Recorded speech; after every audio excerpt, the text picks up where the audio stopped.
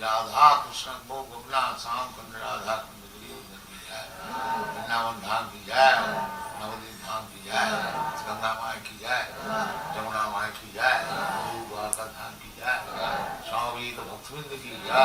All glory to the all glory to the thank you very much.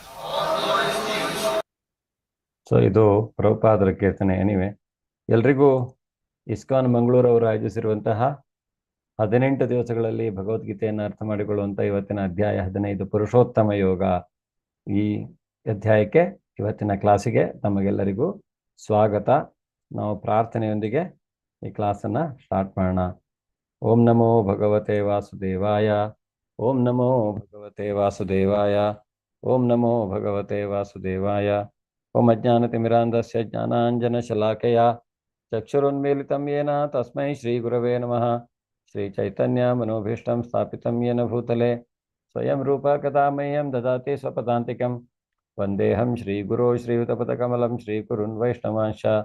ಶ್ರೀರೂಪಂ ಸಾಗ್ರಜಾತಂ ಸಹಗಣ ರಘುನಾಥಾನ್ವಿತಂ ತಂ ಸಜೀವಂ ಸಾದ್ವೈತಂ ಸಾವಧೂತಂ ಪರಿಜನಸಹಿತಂ ಕೃಷ್ಣಚೈತನ್ಯದೇವಂ ಶ್ರೀರಾಧಾಕೃಷ್ಣಪಾದಾನ್ ಸಹಗಣಲಲಿತಾ ಶ್ರೀವಿಶಾಖಾನ್ವಿತಾಂಶ. ಹೇ ಕೃಷ್ಣ ಕರುಣಾ ಸಿಂಧೋ ದೀನಬಂಧೋ ಜಗತ್ಪತೆ ಗೋಪೇಶ ಗೋಪಿಕಾ ಕಾಂತ ರಾಧಾ ಕಾಂತ ನಮೋಸ್ತುತೆ. ತಪ್ತ ಕಾಂಚನ ಗೌರಾಂಗೇ ರಾಧೇ ವೃಂದಾವನೇಶ್ವರಿ ವೃಷಭಾನುಸುತೆ ದೇವಿ ಪ್ರಣಮಾಮಿ ಹರಿಪ್ರಿಯೆ. ವಾಂಛಾಕಲ್ಪತರುಭ್ಯಶ್ಚ ಕೃಪಾ ಸಿಂಧುಭ್ಯೇವ ಚ ಪತಿತಾನಾಂ ಪಾವನೇಭ್ಯೋ ವೈಷ್ಣವೇಭ್ಯೋ ನಮೋ ನಮಃ. ನಮೋ ವಿಷ್ಣುಪಾದಾಯ ಕೃಷ್ಣಪ್ರೇಷ್ಠಾಯ ಭೂತಲೆ ಶ್ರೀಮತೆ ಭಕ್ತಿವೇದಾಂತ ಸ್ವಾಮಿನಿತಿ ನಾಮಿನೆ. ನಮಸ್ತೆ ಸಾರಸ್ವತೆ ದೇವೆ ಗೌರವಾಣಿ ಪ್ರಚಾರಿಣೆ ನಿರ್ವಿಶೇಷ ಶೂನ್ಯವಾದಿ ಪಾಶ್ಚಾತ್ಯ ದೇಶತಾರಿಣೆ. ಜಯ ಶ್ರೀ ಕೃಷ್ಣ ಚೈತನ್ಯ ಪ್ರಭೋ ನಿತ್ಯಾನಂದ ಶ್ರೀ ಅದ್ವೈತ ಗದಾಧರ ಶ್ರೀವಾಸಾದಿ ಗೌರಭಕ್ತವೃಂದ. ಹರೇ ಕೃಷ್ಣ ಕೃಷ್ಣ ಕೃಷ್ಣ ಹರೇ ಹರೇ. ಹರೇ ರಾಮ ರಾಮ ರಾಮ ಹರೇ ಹರೇ. ಹರೇ ಕೃಷ್ಣ ಕೃಷ್ಣ ಕೃಷ್ಣ ಹರೇ ಹರೇ. ಹರೇ ರಾಮ ರಾಮ ರಾಮ ಹರೇ ಹರೇ. ಹರೇ ಕೃಷ್ಣ ಕೃಷ್ಣ ಕೃಷ್ಣ ಹರೇ ಹರೇ. ಹರೇ ರಾಮ ರಾಮ ರಾಮ ಹರೇ ಹರೇ. ಹರೇ ಕೃಷ್ಣ. ಎಲ್ರಿಗೂ ಮತ್ತೊಮ್ಮೆ ಸ್ವಾಗತ. ಸೊ ನಿನ್ನೆ ಅಧ್ಯಾಯದಲ್ಲಿ ನಾವು ನೋಡಿದ್ದೇನು? ಪ್ರಕೃತಿಯ 3 ಗುಣಗಳು. ಸೊ ಯಾವುದೆಲ್ಲ 3 ಗುಣಗಳು? ಸತ್ವ, ತಾಮಸ, ರಜೋಗುಣ. ಸತ್ವಗುಣ, ರಜೋಗುಣ, ತಾಮಸ 3. ಅದೇ ಆರ್ಡರಲ್ಲಿ ಹೇಳಲಿಕ್ಕೆ ಹೋದ್ರೆ ಈಗ. ಸೊ ಅದರಿಂದ ಅದರಲ್ಲಿ ಅತ್ಯಂತ ಶುದ್ಧವಾದಂತಹದ್ದು ಯಾವುದು? ಸತ್ವಗುಣ. ಸತ್ವಗುಣದಲ್ಲಿ ಆದರೂ ಸಹಿತ ಈ 3 ಗುಣಗಳು ನಮ್ಮನ್ನ ಐಹಿಕ ಬಂಧನದಲ್ಲಿಯೇ ಇಡುತ್ತೆ ಅಂತ ಭಗವಂತ ಹೇಳ್ತಾನೆ. ಸೊ ಸತ್ವಗುಣ ನಮ್ಮನ್ನ ಜ್ಞಾನಕ್ಕೆ ಮತ್ತು ಅದರಿಂದ ಜಾಸ್ತಿ ಪುಣ್ಯ ಸಿಗತ್ತೆ ಅವರಿಗೆ.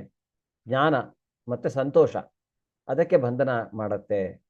ಸೊ ಅವರು ಜ್ಞಾನವನ್ನ ಪಡಿತಾರೆ, ಸಂತೋಷದಿಂದಲೂ ಇರ್ತಾರೆ. ಆದರೆ ಅದೇ ಅದರಿಂದ ಅವರು ಮುಕ್ತಿಗೆ ಹೋಗಲಿಕ್ಕೆ ಆಗೋದಿಲ್ಲ, ಅಲ್ಲಿಗೆ ಅದು ಲಿಮಿಟ್ ಆಗತ್ತೆ ಅಂತ. ಮತ್ತೆ ಅದೇ ರಜೋಗುಣದವರು ಲೋಭಿಗಳ ಮಧ್ಯದಲ್ಲೇ ಮತ್ತೆ ಮತ್ತೆ ಹುಟ್ಟುತ್ತಾರೆ. ತಮೋಗುಣ ಸತ್ವಗುಣದವರು ಊರ್ಧ್ವ ಲೋಕಗಳಿಗೆ ಹೋಗ್ತಾರೆ. ಮತ್ತೆ ತಮೋಗುಣದಲ್ಲಿರುವವರು ಕೆಳಗಿನ ಲೋಕಗಳು ಅಥವಾ ನರಕ ಲೋಕಗಳಿಗೆ ಅವರು ಪ್ರಾಣಿ ರೀತಿಯಾದಂತಹ ಶರೀರವನ್ನು ಪಡೆಯುವಂತಹದ್ದು, ಅಥವಾ ನರಕಕ್ಕೆ ಹೋಗುವಂತಹದ್ದು, ನರಕದ ಲೋಕಗಳಿಗೆ ಹೋಗುವಂತಹದ್ದು. ಸೊ ಅದು ತಮೋಗುಣದಲ್ಲಿ ಇರುವವರು. ಆದರೆ ನಿಜವಾದ ಶುದ್ಧ ಸತ್ವಗುಣ ಈ ಮೂರು ಗುಣಗಳನ್ನ ಯಾರು ಮೀರ್ತಾನೆ ಅನ್ನೋದ್ರ ಬಗ್ಗೆ ಕೇಳಿದಾಗ ಅವನು ಹೇಳ್ತಾನೆ. ಸೊ ಈಗ ಎಲ್ಲಾ ಗುಣವನ್ನ ಮೀರಿ ಇದನ್ನ ತಿಳಿದುಕೊಂಡು ಇಲ್ಲಿ ಐಹಿಕ ಪ್ರಪಂಚದಲ್ಲಿ ಬರೀ ಈ ಪ್ರಕೃತಿಯೇ ಎಲ್ಲದಕ್ಕೆ ಕಾರಣ, ಈ ಪ್ರಕೃತಿಯ ಈ ಮೂರು ಗುಣಗಳೇ ಪ್ರತಿಯೊಂದಕ್ಕೂ ಕಾರಣ ಅನ್ನೋದನ್ನ ಯಾರು ಅರ್ಥ ಮಾಡಿಕೊಳ್ತಾನೋ ಅವನು ಜ್ಞಾನಿ. ಆ ಜ್ಞಾನದಿಂದ ಅವನೇನ್ ಮಾಡ್ತಾನೆ, ಭಕ್ತಿಯನ್ನ ಮಾಡಿ ಭಗವಂತನ ಅಂದ್ರೆ ಈ ಮೂರು ಗುಣಗಳನ್ನ ಮೀರ್ತಾನೆ. ಅವನು ಮೂರು ಗುಣಗಳನ್ನು ಮೀರಿದವನು ಹೇಗಿದ್ದಾನೆ ಅನ್ನುವಂಥ ಅರ್ಜುನನ ಪ್ರಶ್ನೆಗೆ ಭಗವಂತ ಹೇಳ್ತಾನೆ, ಹೇಗೆ ಅವನು ಯಾವುದೇ ರೀತಿಯಾಗಿ ಯಾವುದಕ್ಕೂ ಅಂಟುಕೊಳ್ಳದೆ ಇರ್ತಾನೆ ಅಂತ. ಸರಿ, ಈಗ ಮೂರು ಗುಣಗಳನ್ನ ಮೀರ್ಬೇಕು. ಇವತ್ತಿನ ಅಧ್ಯಾಯದಲ್ಲಿ ಸ್ಪೆಷಲಿ ಭಗವಂತ ಹೇಳ್ತಾನೆ ಈ ಮೂರು ಗುಣಗಳನ್ನ ಮೀರುವುದು ಹೇಗೆ ಅನ್ನೋದು. ಮೀರ್ಬೇಕು ಹೌದು, ಆದ್ರೆ ಇವತ್ತು ಹೇಳ್ತಾ ಇದ್ದಾನೆ ಅವನು ಈ ಮೂರೂ ಗುಣಗಳನ್ನ ಮೀರುವುದು ಹೇಗೆ, ಮತ್ತು ಆ ಗುಣಗಳನ್ನ ಮೀರಿದ ಮೇಲೆ ನಾವು ಎಲ್ಲಿ ಹೋಗ್ತೀವಿ, ಯಾಕೆ, ಮತ್ತೆ ಅವನು ಯಾರು, ಅವನ ಲೋಕ ಯಾವುದು, ಅವನನ್ನ ಯಾಕೆ ಇವತ್ತು ನಾವು ಅವನನ್ನ ಪುರುಷೋತ್ತಮ ಅಂತ ಕರಿತೇವೆ ಅನ್ನುವಂಥದ್ದನ್ನು ಇವತ್ತು ಹೇಳ್ತಾನೆ. ಅದರಿಂದ ಈ ಐಹಿಕ ಪ್ರಪಂಚ ಎನ್ನುವಂತಹದ್ದು ನಮ್ಮ ಪರ್ಮನೆಂಟ್ ಸ್ಟೇನೋ ಅಥವಾ ಇದು ಒಂದು ಟೆಂಪ್ರರಿ ಶೆಲ್ಟರು ನಮಗೆ ಇಲ್ಲಿ ಅನ್ನೋದನ್ನು ನಾವು ತಿಳ್ಕೊಳ್ಳೋಣ. ಹೋಮೋ ಹೋಟೆಲೋ ಅನ್ನುವಂತಹದ್ದು. ಮತ್ತೆ ಈ ಭಗವಂತನ ಧಾಮ, ಅವನು ಅದ್ರ ಬಗ್ಗೆ ಎಕ್ಸ್ಪ್ಲೇನ್ ಮಾಡ್ತಾನೆ. ಸೊ ಅದನ್ನ ನಾವು ತಿಳ್ಕೊಳ್ಳೋಣ.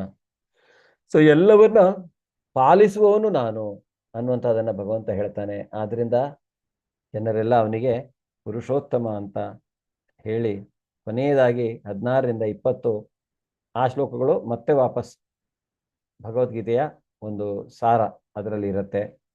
ಅದನ್ನ ನಾವು ಇವತ್ತಿಗೆ ನೋಡೋಣ. ಎಲ್ರಿಗೂ ಮತ್ತೊಮ್ಮೆ ಸ್ವಾಗತ. ಶ್ರೀ ರಾಧಾ ಗೋವಿಂದ, ಶ್ರೀಲಾ ಪ್ರಭುಪಾದರು, ಶ್ರೀ ನಾಮನಿಷ್ಠದಾಸ್ ಪ್ರಭುಜಿಯವರ ಚರಣ ಕಮಲಾರವಿಂದಗಳಿಗೆ ವಂದಿಸ್ತಾ ನಾವು ಇವತ್ತಿನ ಈ ಅಧ್ಯಾಯವನ್ನ ಸ್ಟಾರ್ಟ್ ಮಾಡೋಣ.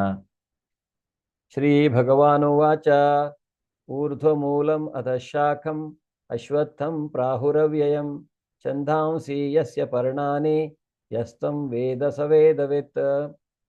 ಹರೇ ಕೃಷ್ಣ. ಪ್ರಮೀಳಾ ಮಾತಾಜಿ. ಹರೇ ಕೃಷ್ಣ ಪ್ರಭುಜಿ. ದೇವೋತ್ತಮ ಪರಮ ಪುರುಷನು ಹೀಗೆ ಹೇಳಿದನು, ಬೇರುಗಳು ಮೇಲಿರುವ ಮತ್ತು ರೆಂಬೆಗಳು ಕೆಳಗಿರುವ ಅವಿನಾಶಿಯಾದ ಅಶ್ವತ್ಥ ವೃಕ್ಷವೊಂದಿದೆ. ಅದರ ಎಲೆಗಳ ವೇದ ಮಂತ್ರಗಳು ಎಂದು ಹೇಳುತ್ತಾರೆ. ಈ ಮರವನ್ನು ತಿಳಿದವನು ವೇದಗಳನ್ನು ತಿಳಿದವನು. ಧನ್ಯವಾದಗಳು ಪ್ರಭುಜಿ. ಸೊ ಇಲ್ಲಿ ಅವಿನಾಶಿ ಅಂತ ಹೇಳ್ತಾನೆ. ಅವಿನಾಶಿ ಅಂದ್ರೆ ಏನು? ನಾಶ ಆಗದೆ ಇರುವಂತಹದ್ದು. ಸೊ ಅವನೇನು ಹೇಳ್ತಾ ಇದ್ದಾನೆ, ಈ ಐಹಿಕ ಪ್ರಕೃತಿಯನ್ನ ಒಂದು ತಲೆ ಕೆಳಗಾಗಿರುವಂತಹ ಅಶ್ವತ್ಥ ಮರಕ್ಕೆ ಹೋಲಿಸ್ತಾ ಇದ್ದಾನೆ. ಯಾರಾದ್ರೂ ಈ ತಲೆ ಕೆಳಗಾಗಿರೋ ಮರವನ್ನ ನೋಡಿದೀರಾ? ಇಲ್ಲ. ನೋಡಿರ್ತೀರ, ನೆನಪಿಸ್ಕೊಳ್ಳಿ.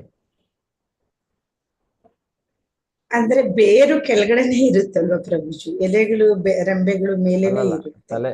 ಬೇರು ಮೇಲಿದ್ದು ತಲೆ ಕೆಳಗಾಗಿರುವ ಮರವನ್ನ ನೋಡಿರ್ತೀರ. ಯಾರಾದ್ರೂ ನೆನಪಿಸ್ಕೊಳ್ಬಹುದು? ಹೇಳ್ತೀರಾ?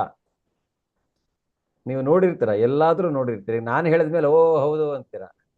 ಅಂದ್ರೆ ಅದು ಬಿದ್ದೋದಾಗ ಏನಾದ್ರೂ ಆಕ್ಸಿಡೆಂಟ್ಲಿ ಆತರ ಮಳೆ, ತುಂಬಾ ಮಳೆ ಜೋರಾದ ನೆರಳು ಎಲ್ಲ ನೋಡ್ತೀರಾ?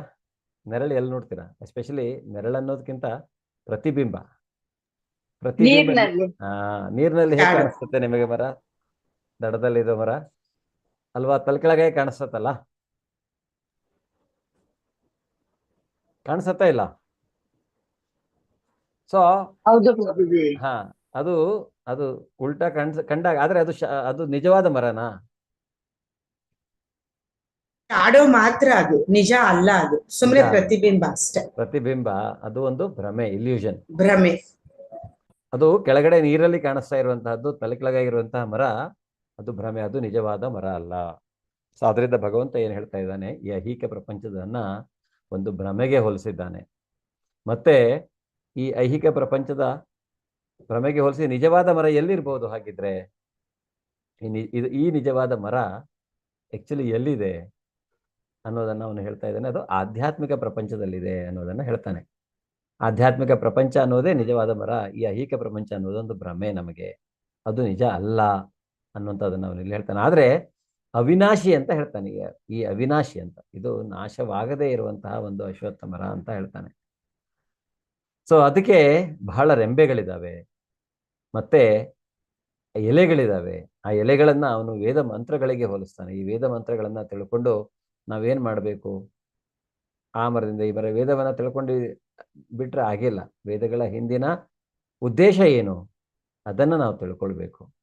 ಬರೀ ವೇದ ಮಂತ್ರಗಳನ್ನ ಹೇಳ್ಕೊಂಡು ನಾವು ಆ ಮಂತ್ರ ಈ ಮಂತ್ರ ಹೇಳ್ಕೊಂಡು ಇಲ್ಲಿದ್ಬಿಟ್ರೆ ಆಗಿಲ್ಲ. ನಿಜವಾದ ಅದರ ಹಿಂದಿನ ಉದ್ದೇಶ ಏನು ಅಂತ ತಿಳ್ಕೊಂಡು ಆ ಉದ್ದೇಶಕ್ಕೋಸ್ಕರ ನಾವು ಏನು ಮಾಡಬೇಕು ಅದನ್ನ ಮಾಡಬೇಕಾಗತ್ತೆ. ಅದರಿಂದ ಈ ಮರವನ್ನು ತಿಳಿದವನು ವೇದಗಳನ್ನು ತಿಳಿದವನು ಅಂತ ಹೇಳ್ತಾನೆ. ಅಂದ್ರೆ ಈ ಎಲೆಗಳು ವೇದ ಮಂತ್ರಗಳು ಅಂತ. ಸೊ ನೋಡೋಣ ಮುಂದೆ ಮತ್ತೆ ಏನು ಹೇಳ್ತಾನೆ ಅವನು ಅಂತ.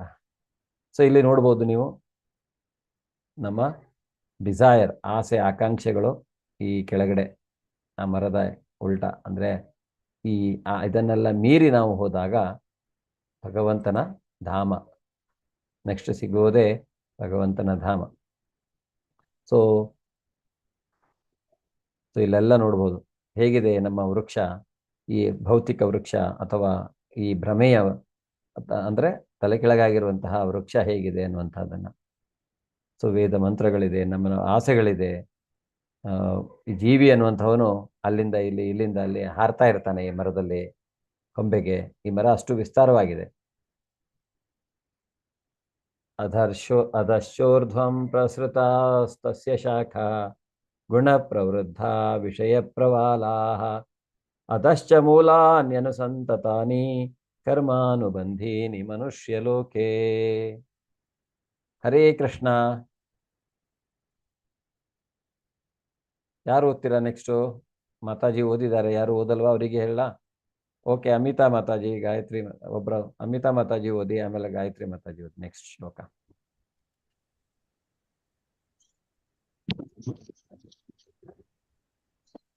ಈ ಮರದ ಬೇರುಗಳು ಕೆಳಮುಖವಾಗಿಯೂ ಮೇಲ್ಮುಖವಾಗಿಯೂ. ಹಾ ಓದಿ, ಅಮಿತಾ ಮಾತಾಜಿ ಓದಿ. ಈ ಮರದ ಬೇರುಗಳು ಕೆಳಮುಖವಾಗಿಯೂ ಮೇಲ್ಮುಖವಾಗಿಯೂ ಹರಡಿಕೊಂಡಿದೆ. ಐಹಿಕ ಪ್ರಕೃತಿಯ ಗುಣತ್ರಯಗಳು ಅದನ್ನು ಪೋಷಿಸುತ್ತದೆ.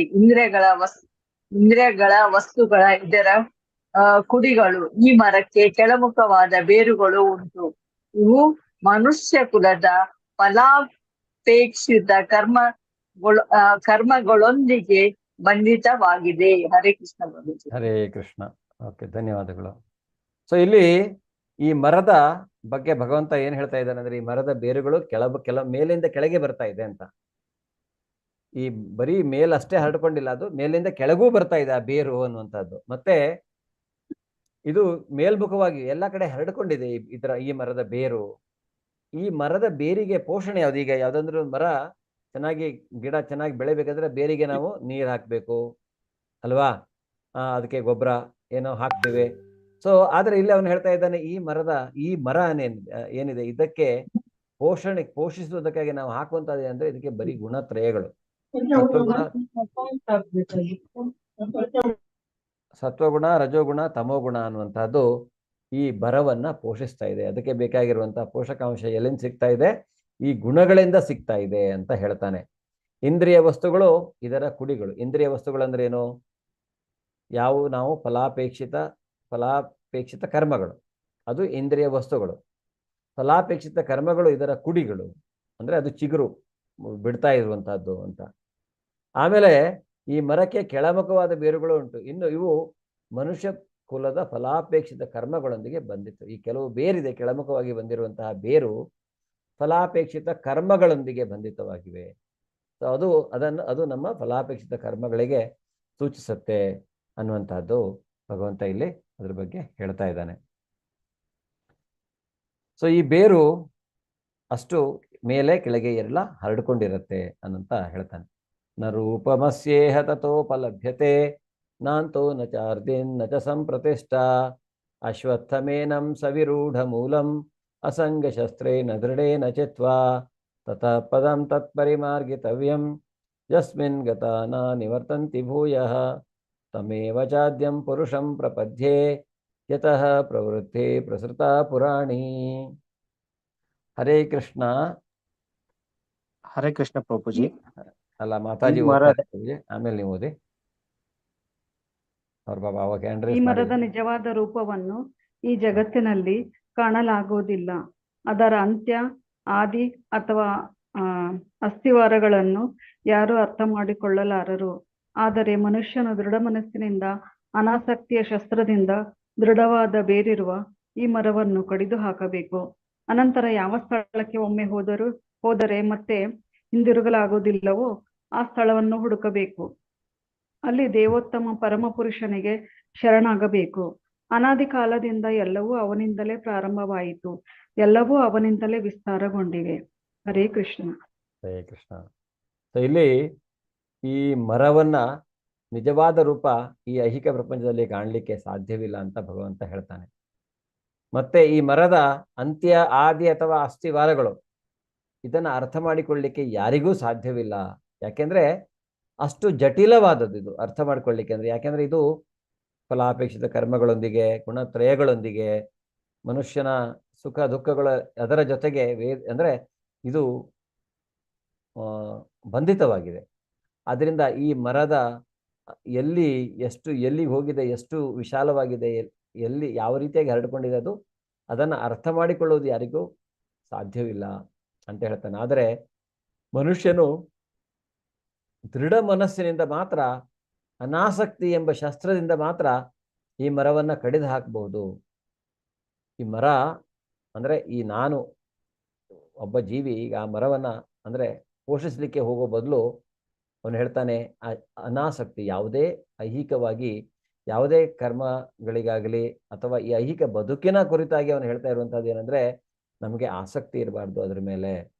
ಅನಾಸಕ್ತಿ ಎಂಬ ಶಸ್ತ್ರದಿಂದ ದೃಢವಾದ ಬೇರಿರುವ ಈ ಮರವನ್ನು, ಇದಷ್ಟು ಸ್ಟ್ರಾಂಗ್ ಮರ ಅದು, ಮತ್ತೆ ದೃಢವಾದ ಬೇರಿರುವಂತಹ ಮರ. ಅಶ್ವತ್ಥ ಮರ ಎಷ್ಟು ಅಲ್ವಾ, ಅಶ್ವತ್ಥ ಮರ ಹೇಗೆ ಎಷ್ಟು ಬೇರು ಎಷ್ಟು ಇದಾಗಿರುತ್ತೆ ಮತ್ತು ಎಷ್ಟು ವರ್ಷ ತನಕ ಇರುತ್ತೆ ಅಲ್ವಾ, ಅದು ನೂರಾರು ವರ್ಷ ಅಶ್ವತ್ಥ ಮರ ಅದು ಹಾಗೇ ಇರುತ್ತೆ. ಸೊ ಅಂತಹ ದೃಢವಾದ ಮರ ಅವನು ಆ ರೀತಿಯಾದ ಮರಕ್ಕೆ ಅವನು ಹೋಲಿಸಿದ್ದಾನೆ ಈ ಐಹಿಕ ಪ್ರಪಂಚವನ್ನ.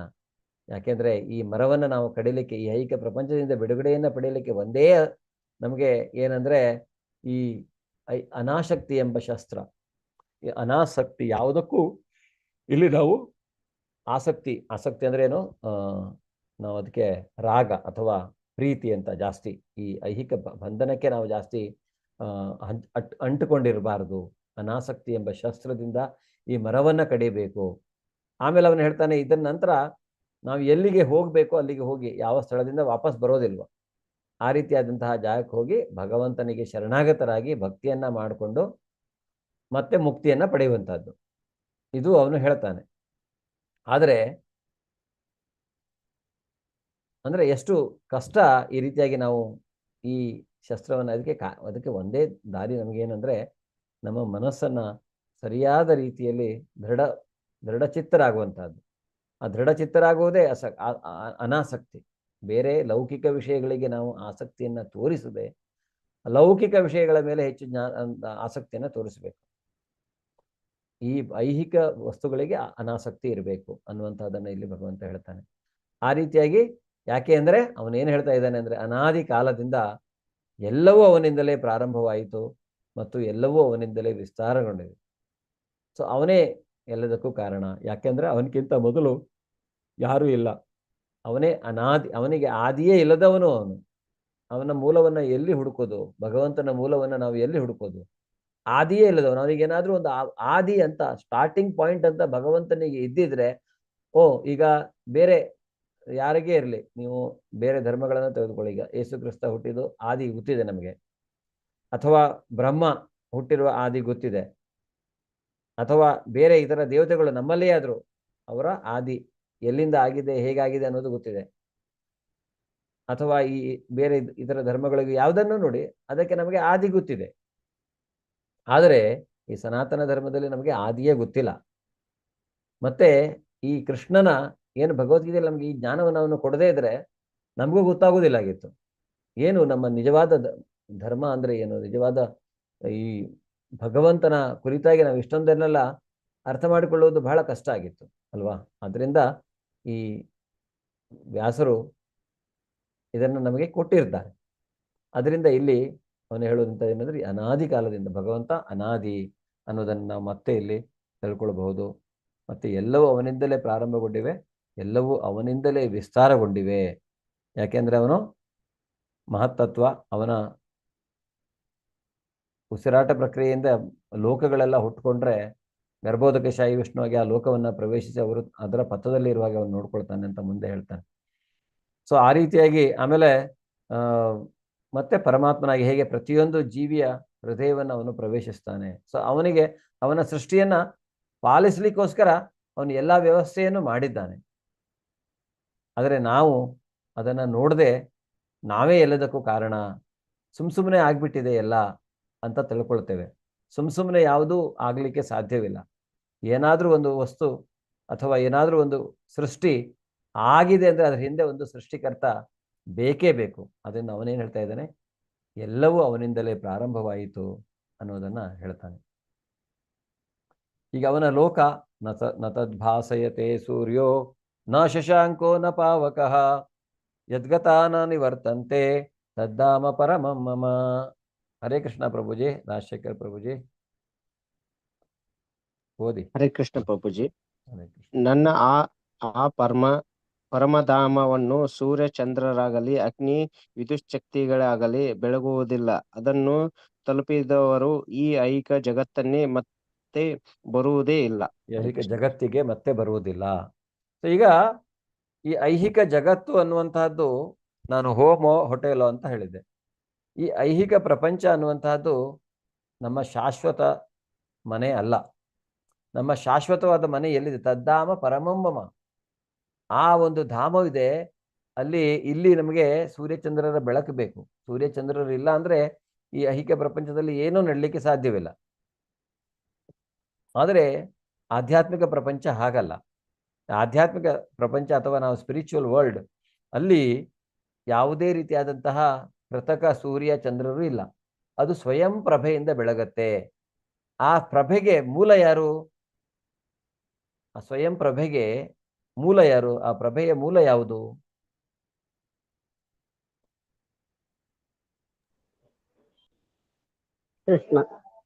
ಕೃಷ್ಣ. ಪ್ರಭಾವತಿ ಮಾತಾಜಿ ಧನ್ಯವಾದಗಳು. ಸೊ ಆ ಪ್ರಭೆಯ ಮೂಲ ಕೃಷ್ಣ. ಅವನಿರುವುದು ಗೋಲೋಕ ವೃಂದಾವನ ಆಧ್ಯಾತ್ಮಿಕ ಪ್ರಪಂಚದಲ್ಲಿ. ಅದೆಲ್ಲ ಬೆಳಕು. ಅವನು ಹೇಳಿದ್ನಲ್ಲ, ಪ್ರತಿಯೊಂದು ಈ ಬೆಳಕೇನಿದೆ ಅದಕ್ಕೆ ಮೂಲ ನಾನು ಅಂತ ಹೇಳಿದ್ದಾನೆ ಆಲ್ರೆಡಿ. ಅದೇ ರೀತಿಯಾಗಿ ಇಲ್ಲಿ ಅವನು ಏನು ಹೇಳ್ತಾ ಇದ್ದಾನೆ ಅಂದ್ರೆ, ಯಾರು ಈ ಧಾಮವನ್ನ ತಲುಪ್ತಾರೆ ಅವರಿಗೆ ಮತ್ತೆ ಬರುವುದಿಲ್ಲ. ಈ ಜಗತ್ತಿಗೆ ಮತ್ತೆ ಬರುವುದಿಲ್ಲ. ಈ ಐಹಿಕ ಜಗತ್ತಿಗೆ ಅವರು ಬರುವುದೇ ಇಲ್ಲ. ಅಲ್ಲಿ ಹೋದ್ಮೇಲೆ ಅವರು ಅಲ್ಲೇ ಇರ್ತಾರೆ ಅಂತ. ನಮಗೆ ನಿಜವಾದ ಮನೆ ಅದು. ಆದರೆ ನಾವು ಭ್ರಮೆಯಲ್ಲಿ ಇದ್ದು ಇದೇ ನಮ್ಮ ನಿಜವಾದ ಮನೆ ಅಂತ ತಿಳ್ಕೊಂಡು ಆದರೆ ಹೇಳ್ತೇವಲ್ವ, ಏನು ಕೆಲವರು ಹೇಳ್ತಾರೆ, ಏನು ಒಂದು 4 ದಿವಸ ಬದುಕೊಂಡು ಹೋಗ್ತೇವೆ, ಸತ್ಮೇಲೆ ನಾವು ಎಲ್ಲಿ ಹೋಗ್ತೀವಿ ಏನಾಗ್ತೀವಿ ಅನ್ನೋದು ಗೊತ್ತಿಲ್ಲ, ಅದರಿಂದ ಲೈಫನ್ನು ಪೂರ್ತಿ ಇದು ಮಾಡಬೇಕು ಅಂತ. ಆದರೆ ಹಾಗಲ್ಲ. ನಮ್ಮ ಜೀವನ, ಮುಂದಿನ ಜೀವನ ಹೇಗಾಗತ್ತೆ ಅನ್ನುವುದನ್ನು ಅವನು ಹೇಳ್ತಾನೆ.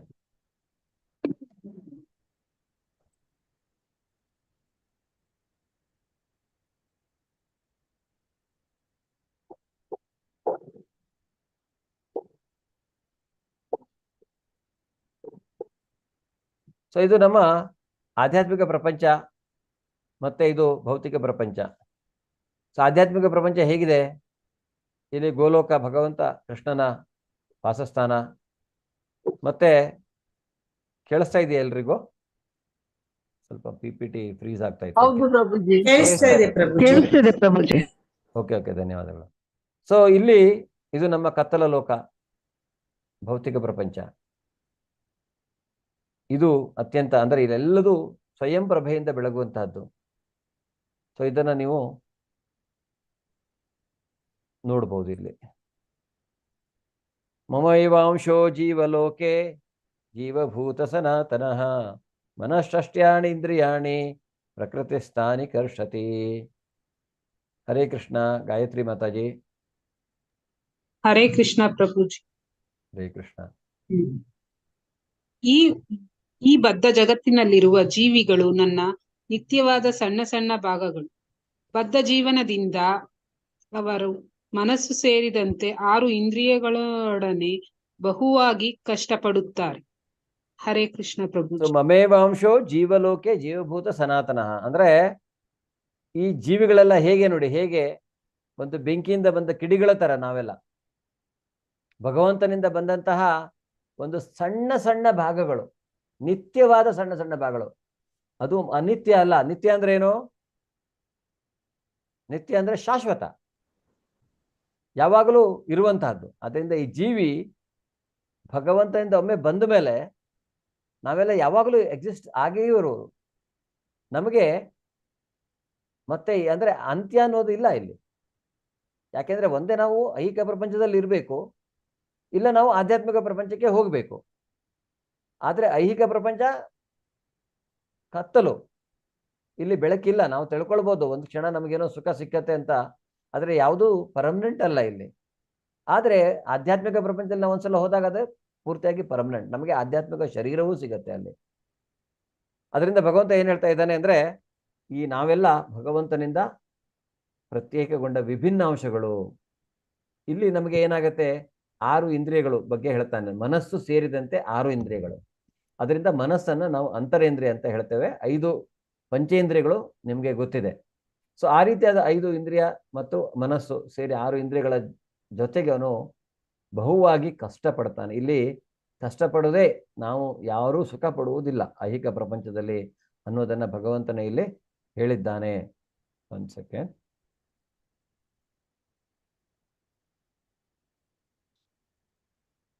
ಸೊ ಇಲ್ಲಿ ಹೇಗೆ ಭಗವಂತ ಅಂದ್ರೆ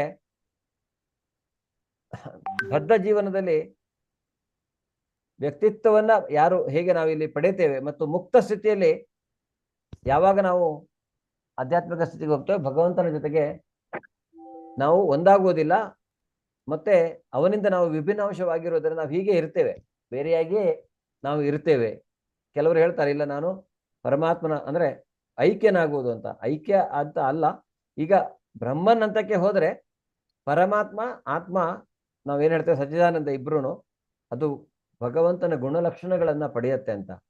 ಆದರೆ ನಾವು ಅದನ್ನ ಮೀರಿ ವೈಕುಂಠ ಲೋಕಗಳಿಗೆ ಹೋಗಿ ನಾವು ಅಲ್ಲಿ ಆಧ್ಯಾತ್ಮಿಕ ಶರೀರವನ್ನು ಪಡೆದಾಗ ನಾವು ಸಪರೇಟ್ ಆಗಿಯೇ ಇರ್ತೇವೆ. ಜೀವಿ ಸಪರೇಟ್ ಆಗಿಯೇ ಇರ್ತಾನೆ. ಆದ್ರಿಂದ ಈ ಸನಾತನ ಅನ್ನುವಂಥ ಮಾತನ್ನ ಇಲ್ಲಿ ಹೇಳ್ತಾನೆ. ಸ್ಪಷ್ಟವಾಗಿ ಅವನು ಹೇಳುವಂಥದ್ದು ಏನಂದ್ರೆ, ವೇದಗಳ ಪ್ರಕಾರ ಪರಮಪ್ರಭು ಅಸಂಖ್ಯಾತ ವಿಸ್ತರಣೆಗಳಲ್ಲಿ ಪ್ರಕಟವಾಗ್ತಾನೆ. ಅವನು ಬೇರೆ ಬೇರೆ, ಹೇಗೆ ಅವನ ವಿಸ್ತರಣೆಗಳಿಗೆ ಮಿತಿಯೇ ಇಲ್ಲ. ಆ ರೀತಿಯಾಗಿ ಪ್ರಮುಖ ವಿಸ್ತರಣೆ ಅವನದು ವಿಷ್ಣು ತತ್ವ ಅಥವಾ ಮಹತ್ತತ್ವ. ಆ ವಿಷ್ಣು ತತ್ವದಲ್ಲಿ 3 ವಿಸ್ತರಣೆಗಳು. ಮತ್ತೆ ಸೊ ಎರಡನೆಯ ಅಲ್ಲಿ 1ನೇ ವಿಸ್ತರಣೆಯಲ್ಲಿ ಕ್ರಿಯೇಷನ್ ಆದ್ರೆ 2ನೇ ವಿಸ್ತರಣೆಗಳಿಗೆ ಆಮೇಲೆ ಅವನಿಂದ ಈ ವಿಷ್ಣು ತತ್ವದ ನಂತರ ಅವನು ಹೇಳ್ತಾನೆ ಈ ಜೀವಿಗಳು ಸಹಿತ ಅವನ ಶಕ್ತಿ ಅನ್ನುವಂಥದ್ದನ್ನ. ಸೊ ಇಲ್ಲಿ ನಾವು ಭಗವಂತನ 3 ಶಕ್ತಿಗಳ ಬಗ್ಗೆ ತಿಳ್ಕೊಳ್ಬಹುದು. ಒಂದು ಅವನ ಅಂತರಂಗ ಶಕ್ತಿ, ಬಹಿರಂಗ ಶಕ್ತಿ, ಮತ್ತೆ ತಟಸ್ಥ ಶಕ್ತಿ ಅನ್ನುವಂತಹದ್ದು. ಭಗವಂತ ಈ ರೀತಿಯಾಗಿ ತನ್ನ ವೈಯಕ್ತಿಕ ವಿಸ್ತರಣೆಯಿಂದ ಏನ್ ಮಾಡ್ತಾನೆ, ರಾಮ, ನರಸಿಂಹ, ದೇವ, ವಿಷ್ಣುಮೂರ್ತಿ ಬೇರೆ ಬೇರೆ ರೀತಿಯಾಗಿ ಅವನು ಅವಶ್ಯಕತೆಗೆ ಅನುಗುಣವಾಗಿ ಅವತಾರವನ್ನ ತಾಳ್ತಾನೆ. ಆದ್ರೆ ಈ ಜೀವಿಗಳು ಭಗವಂತನಿಂದ ಪ್ರತ್ಯೇಕಗೊಂಡವರಾಗಿರೋದ್ರಿಂದ ನಾವು ಭಗವಂತನ ನಿತ್ಯ ಸೇವಕರು ಅನ್ನುವ ಮಾತನ್ನ ನಾವು ಅರ್ಥ ಮಾಡಿಕೊಳ್ಬಹುದು. ಅದೇನು ಹೇಳ್ತದೆ. ಅದರಿಂದ ಈ ಜೀವಿಗಳು ದೇವೋತ್ತಮ ಪರಮಪುರುಷನ ವೈಯಕ್ತಿಕ ವಿಸ್ತರಣೆಗಳಾದ ದೇವೋತ್ತಮನ ಪ್ರತ್ಯೇಕ ವ್ಯಕ್ತಿಗಳು. ಅವನ ವೈಯಕ್ತಿಕ ವಿಸ್ತರಣೆಗಳಾದ ದೇವೋತ್ತಮನ ಪ್ರತ್ಯೇಕ ವ್ಯಕ್ತಿತ್ವಗಳು. ಆದ್ರಿಂದ ಇವು ಯಾವಾಗಲೂ ಇರುತ್ತೆ, ಇವರು ಎಂದೆಂದಿಗೂ ಅವರು ಇರ್ತಾರೆ ಅನ್ನೋದನ್ನು ನಾವಿಲ್ಲಿ ನೋಡಬಹುದು. ಸ ಏಷ ಬ್ರಹ್ಮನಿಷ್ಠಂ ಇದಂ ಶರೀರಂ ಮರ್ತ್ಯಂ ಅತಿಸೃಜ್ಯ ಬ್ರಹ್ಮಾಭಿ ಸಂಪದ್ಯ ಬ್ರಹ್ಮಣ ಪಶ್ಯತಿ ಬ್ರಹ್ಮಣ ಶೃಣೋತಿ ಬ್ರಹ್ಮಣೈವ ವೇದಂ ಸರ್ವಂ ಅನುಭವತಿ. ಅದರಿಂದ ಈ ಜೀವಿಯು ಐಹಿಕ ಶರೀರವನ್ನು ತ್ಯಜಿಸಿ ಆಧ್ಯಾತ್ಮಿಕ ಲೋಕವನ್ನು ಪ್ರವೇಶಿಸಿದಾಗ ಅವನು ತನ್ನ ಆಧ್ಯಾತ್ಮಿಕ ಶರೀರವನ್ನು ಪಡೆಯುತ್ತಾನೆ. ಜೀವಿಯು ತನ್ನ ಆಧ್ಯಾತ್ಮಿಕ ಶರೀರದಲ್ಲಿ ದೇವೋತ್ತಮ ಪರಮಪುರುಷನನ್ನು ತನ್ನ ಕಣ್ಣೆದುರಿಗೆ ಕಾಣಬಲ್ಲ, ಪರಮಪ್ರಭುವಿನ ಮಾತನ್ನೂ ಕೇಳಬಲ್ಲ ಮತ್ತು ಸಮ್ಮುಖದಲ್ಲಿ ಮಾತನಾಡಬಲ್ಲ. ಭಗವಂತನ ಎದುರುಗಡೆ ಡೈರೆಕ್ಟ್ ಆಗಿ ಮಾತನಾಡಬಹುದು.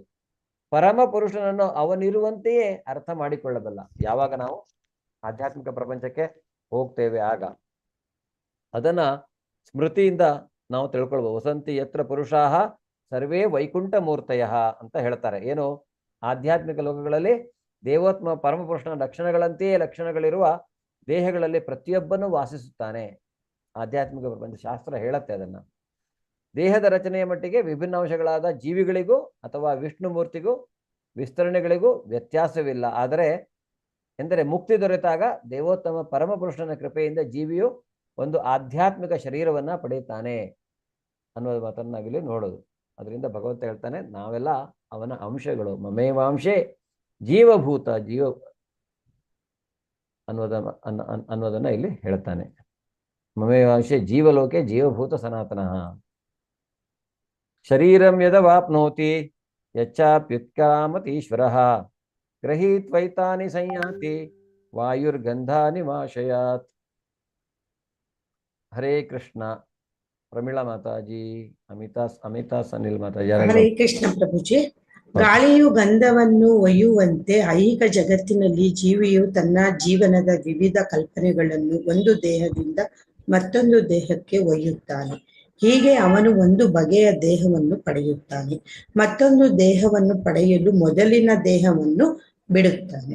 ಧನ್ಯವಾದಗಳು ಪ್ರಭುಜಿ. ಸೊ ಇಲ್ಲಿ ಅರ್ಥ ಮಾಡ್ಕೊಳ್ಳಿ, ಏನ್ ಹೇಳ್ತಾನೆ, ಗಾಳಿ ಗಂಧವನ್ನು ಒಯ್ಯತ್ತೆ.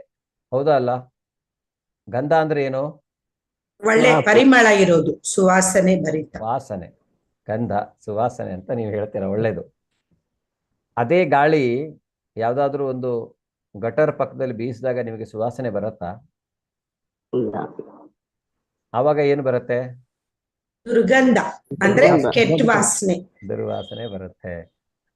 ಅದೇ ಎನಾಲಜಿ ಭಗವಂತ ಇಲ್ಲಿ ಕೊಡ್ತಾ ಇದ್ದಾನೆ.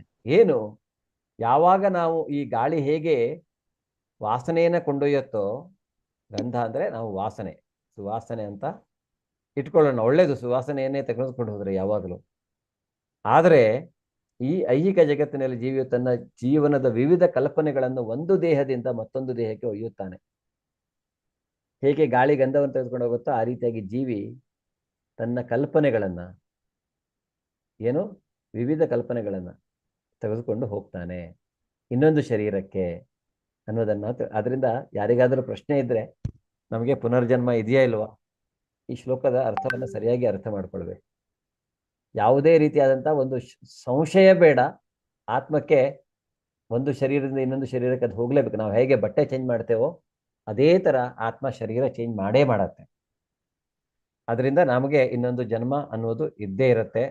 ಆ ಜನ್ಮ, ಇನ್ನೊಂದು ಜನ್ಮ ಐಹಿಕ ಪ್ರಪಂಚದಲ್ಲಿ ಬೇಡ. ನಮಗೆ ಆ ಜನ್ಮ ಅನ್ನುವಂಥದ್ದು ಆಧ್ಯಾತ್ಮಿಕ ಪ್ರಪಂಚದಲ್ಲಿ ಸಿಗಲಿ. ಅದನ್ನೇ ನಾವು ಮೋಕ್ಷ ಅಂತ ಕರೀತೀವಿ. ಯಾಕೆ ನಾವು ಮೋಕ್ಷಕ್ಕೆ ಹಂಬಲಿಸ್ತೇವೆ? ಮೋಕ್ಷಕ್ಕೆ ಯಾಕೆ ಎಲ್ಲರೂ ಅವ್ರಿಗೆ ಮೋಕ್ಷ ಸಿಗಲಿ ಅಂತ ನಾವು ಹೇಳ್ತೇವೆ. ಯಾಕೆ ಮೋಕ್ಷ ಸಿಗಬೇಕು? ಇದಕ್ಕೆ. ಇಲ್ಲ ಅಂದರೆ ನಾವು ಒಳ್ಳೆಯ ಕೆಲಸಗಳನ್ನು ಮಾಡಿಕೊಂಡು ಸತ್ವಗುಣದಲ್ಲಿದ್ದು ನಾವೇನಾದರೂ ಇನ್ನೊಂದು ಶರೀರಕ್ಕೆ ಹೋದಾಗ ಒಳ್ಳೆಯದ್ದು ಅಂದರೆ ಸುಗಂಧವನ್ನು ತೆಗೆದುಕೊಂಡು ಹೋಗ್ಬೋದು, ಪುಣ್ಯವನ್ನು ಮಾಡಿಕೊಂಡು ತೆಗೆದುಕೊಂಡು ಹೋಗ್ಬೋದು.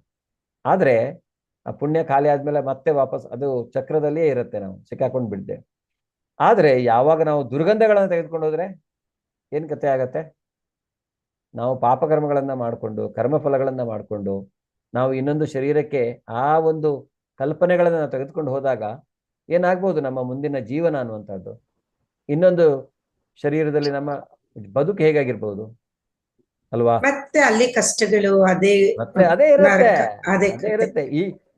ಈಗಿಂದ ಇನ್ನಾದ್ರೂ ಈಗ ನಾವು ತಿಳ್ಕೊಳ್ಬೋದು. ಏನು ತತ್ಬಿಟ್ರೆ ಕೆಲವರು ಅದೇ ಹೇಳ್ತಾರೆ, ನಾನು ಹೋಗ್ಬಿಟ್ರೆ ಸಾಕು ಅಂತ. ಎಲ್ಲಿಗೆ ಹೋಗ್ತೀರಪ್ಪ? ಏನೂ ಆಗಲ್ಲ, ಏನೂ ತೊಂದರೆ ಇಲ್ಲದೆ ಹೋಗ್ಬೇಕು. ಭಗವಂತನ ಭಕ್ತಿಯನ್ನ ಮಾಡಬೇಕು. ಮತ್ತೆ ಮತ್ತೆ ಈ ತೊಂದರೆಗಳು ಬರಬಾರ್ದು ಅಂದ್ರೆ. ಇಲ್ಲಾಂದ್ರೆ ಇದ್ದಿದ್ದೇ ಇದೇ ರೀತಿಯ ಬದುಕು. ಅಥವಾ ಇನ್ನೊಂದು ಸ್ವಲ್ಪ ದಿವಸ ಆದರೆ ಈ ಕೆಲವರು, ನಿಮ್ಗೆ ಅನ್ಸತ್ತೆ ಅಲ್ವಾ, ಕೆಲವರು ಎಷ್ಟೋ ಈಗ ಪಾಪ ಮಾಡ್ತಾ ಇರ್ತಾರೆ, ಕೆಟ್ಟ ಕೆಲಸಗಳನ್ನ ಮಾಡ್ತಾ ಇರ್ತಾರೆ, ಆದ್ರೆ ಅವ್ರ ಹತ್ರ ಐಶ್ವರ್ಯ ಭಯಂಕರ ಇದೆ ಅಂತ.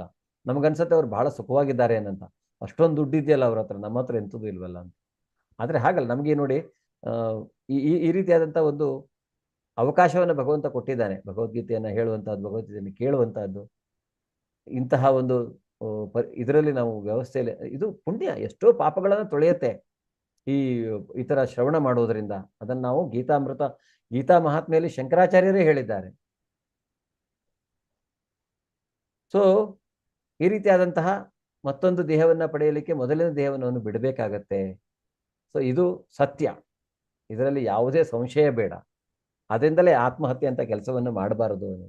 ಸರಿಯಾಗಿ ನಮ್ಮ ಆಯುಷ್ಯ ಮುಗಿಸ್ಕೊಂಡೇ ನಾವು ಇನ್ನೊಂದು ಇದಕ್ಕೆ ಹೋಗಬೇಕು. ಯಾಕೆಂದರೆ ಕೆಲವೊಂದು ಟೈಮ್ ನೋಡಿ, ಈಗ ತುಂಬ ಚಿಕ್ಕ ಚಿಕ್ಕ ಮಕ್ಕಳೆಲ್ಲ ಎಂತೆಂಥ ಟ್ಯಾಲೆಂಟ್ ಇರುತ್ತೆ, ಹುಟ್ಟುತ್ತಾ ಹೇಗೆ ಬರುತ್ತೆ ಆ ಟ್ಯಾಲೆಂಟು ಅಂತ ನೋಡ್ಲಿಕ್ಕೆ ಹೋದಾಗ ಈ ಒಂದು ಕಲ್ಪನೆಗಳು ಅವರ ಹಿಂದಿನ ಜನ್ಮದಿಂದ ಆ ಜನ್ಮಕ್ಕೆ ಬಂದಿದೆ.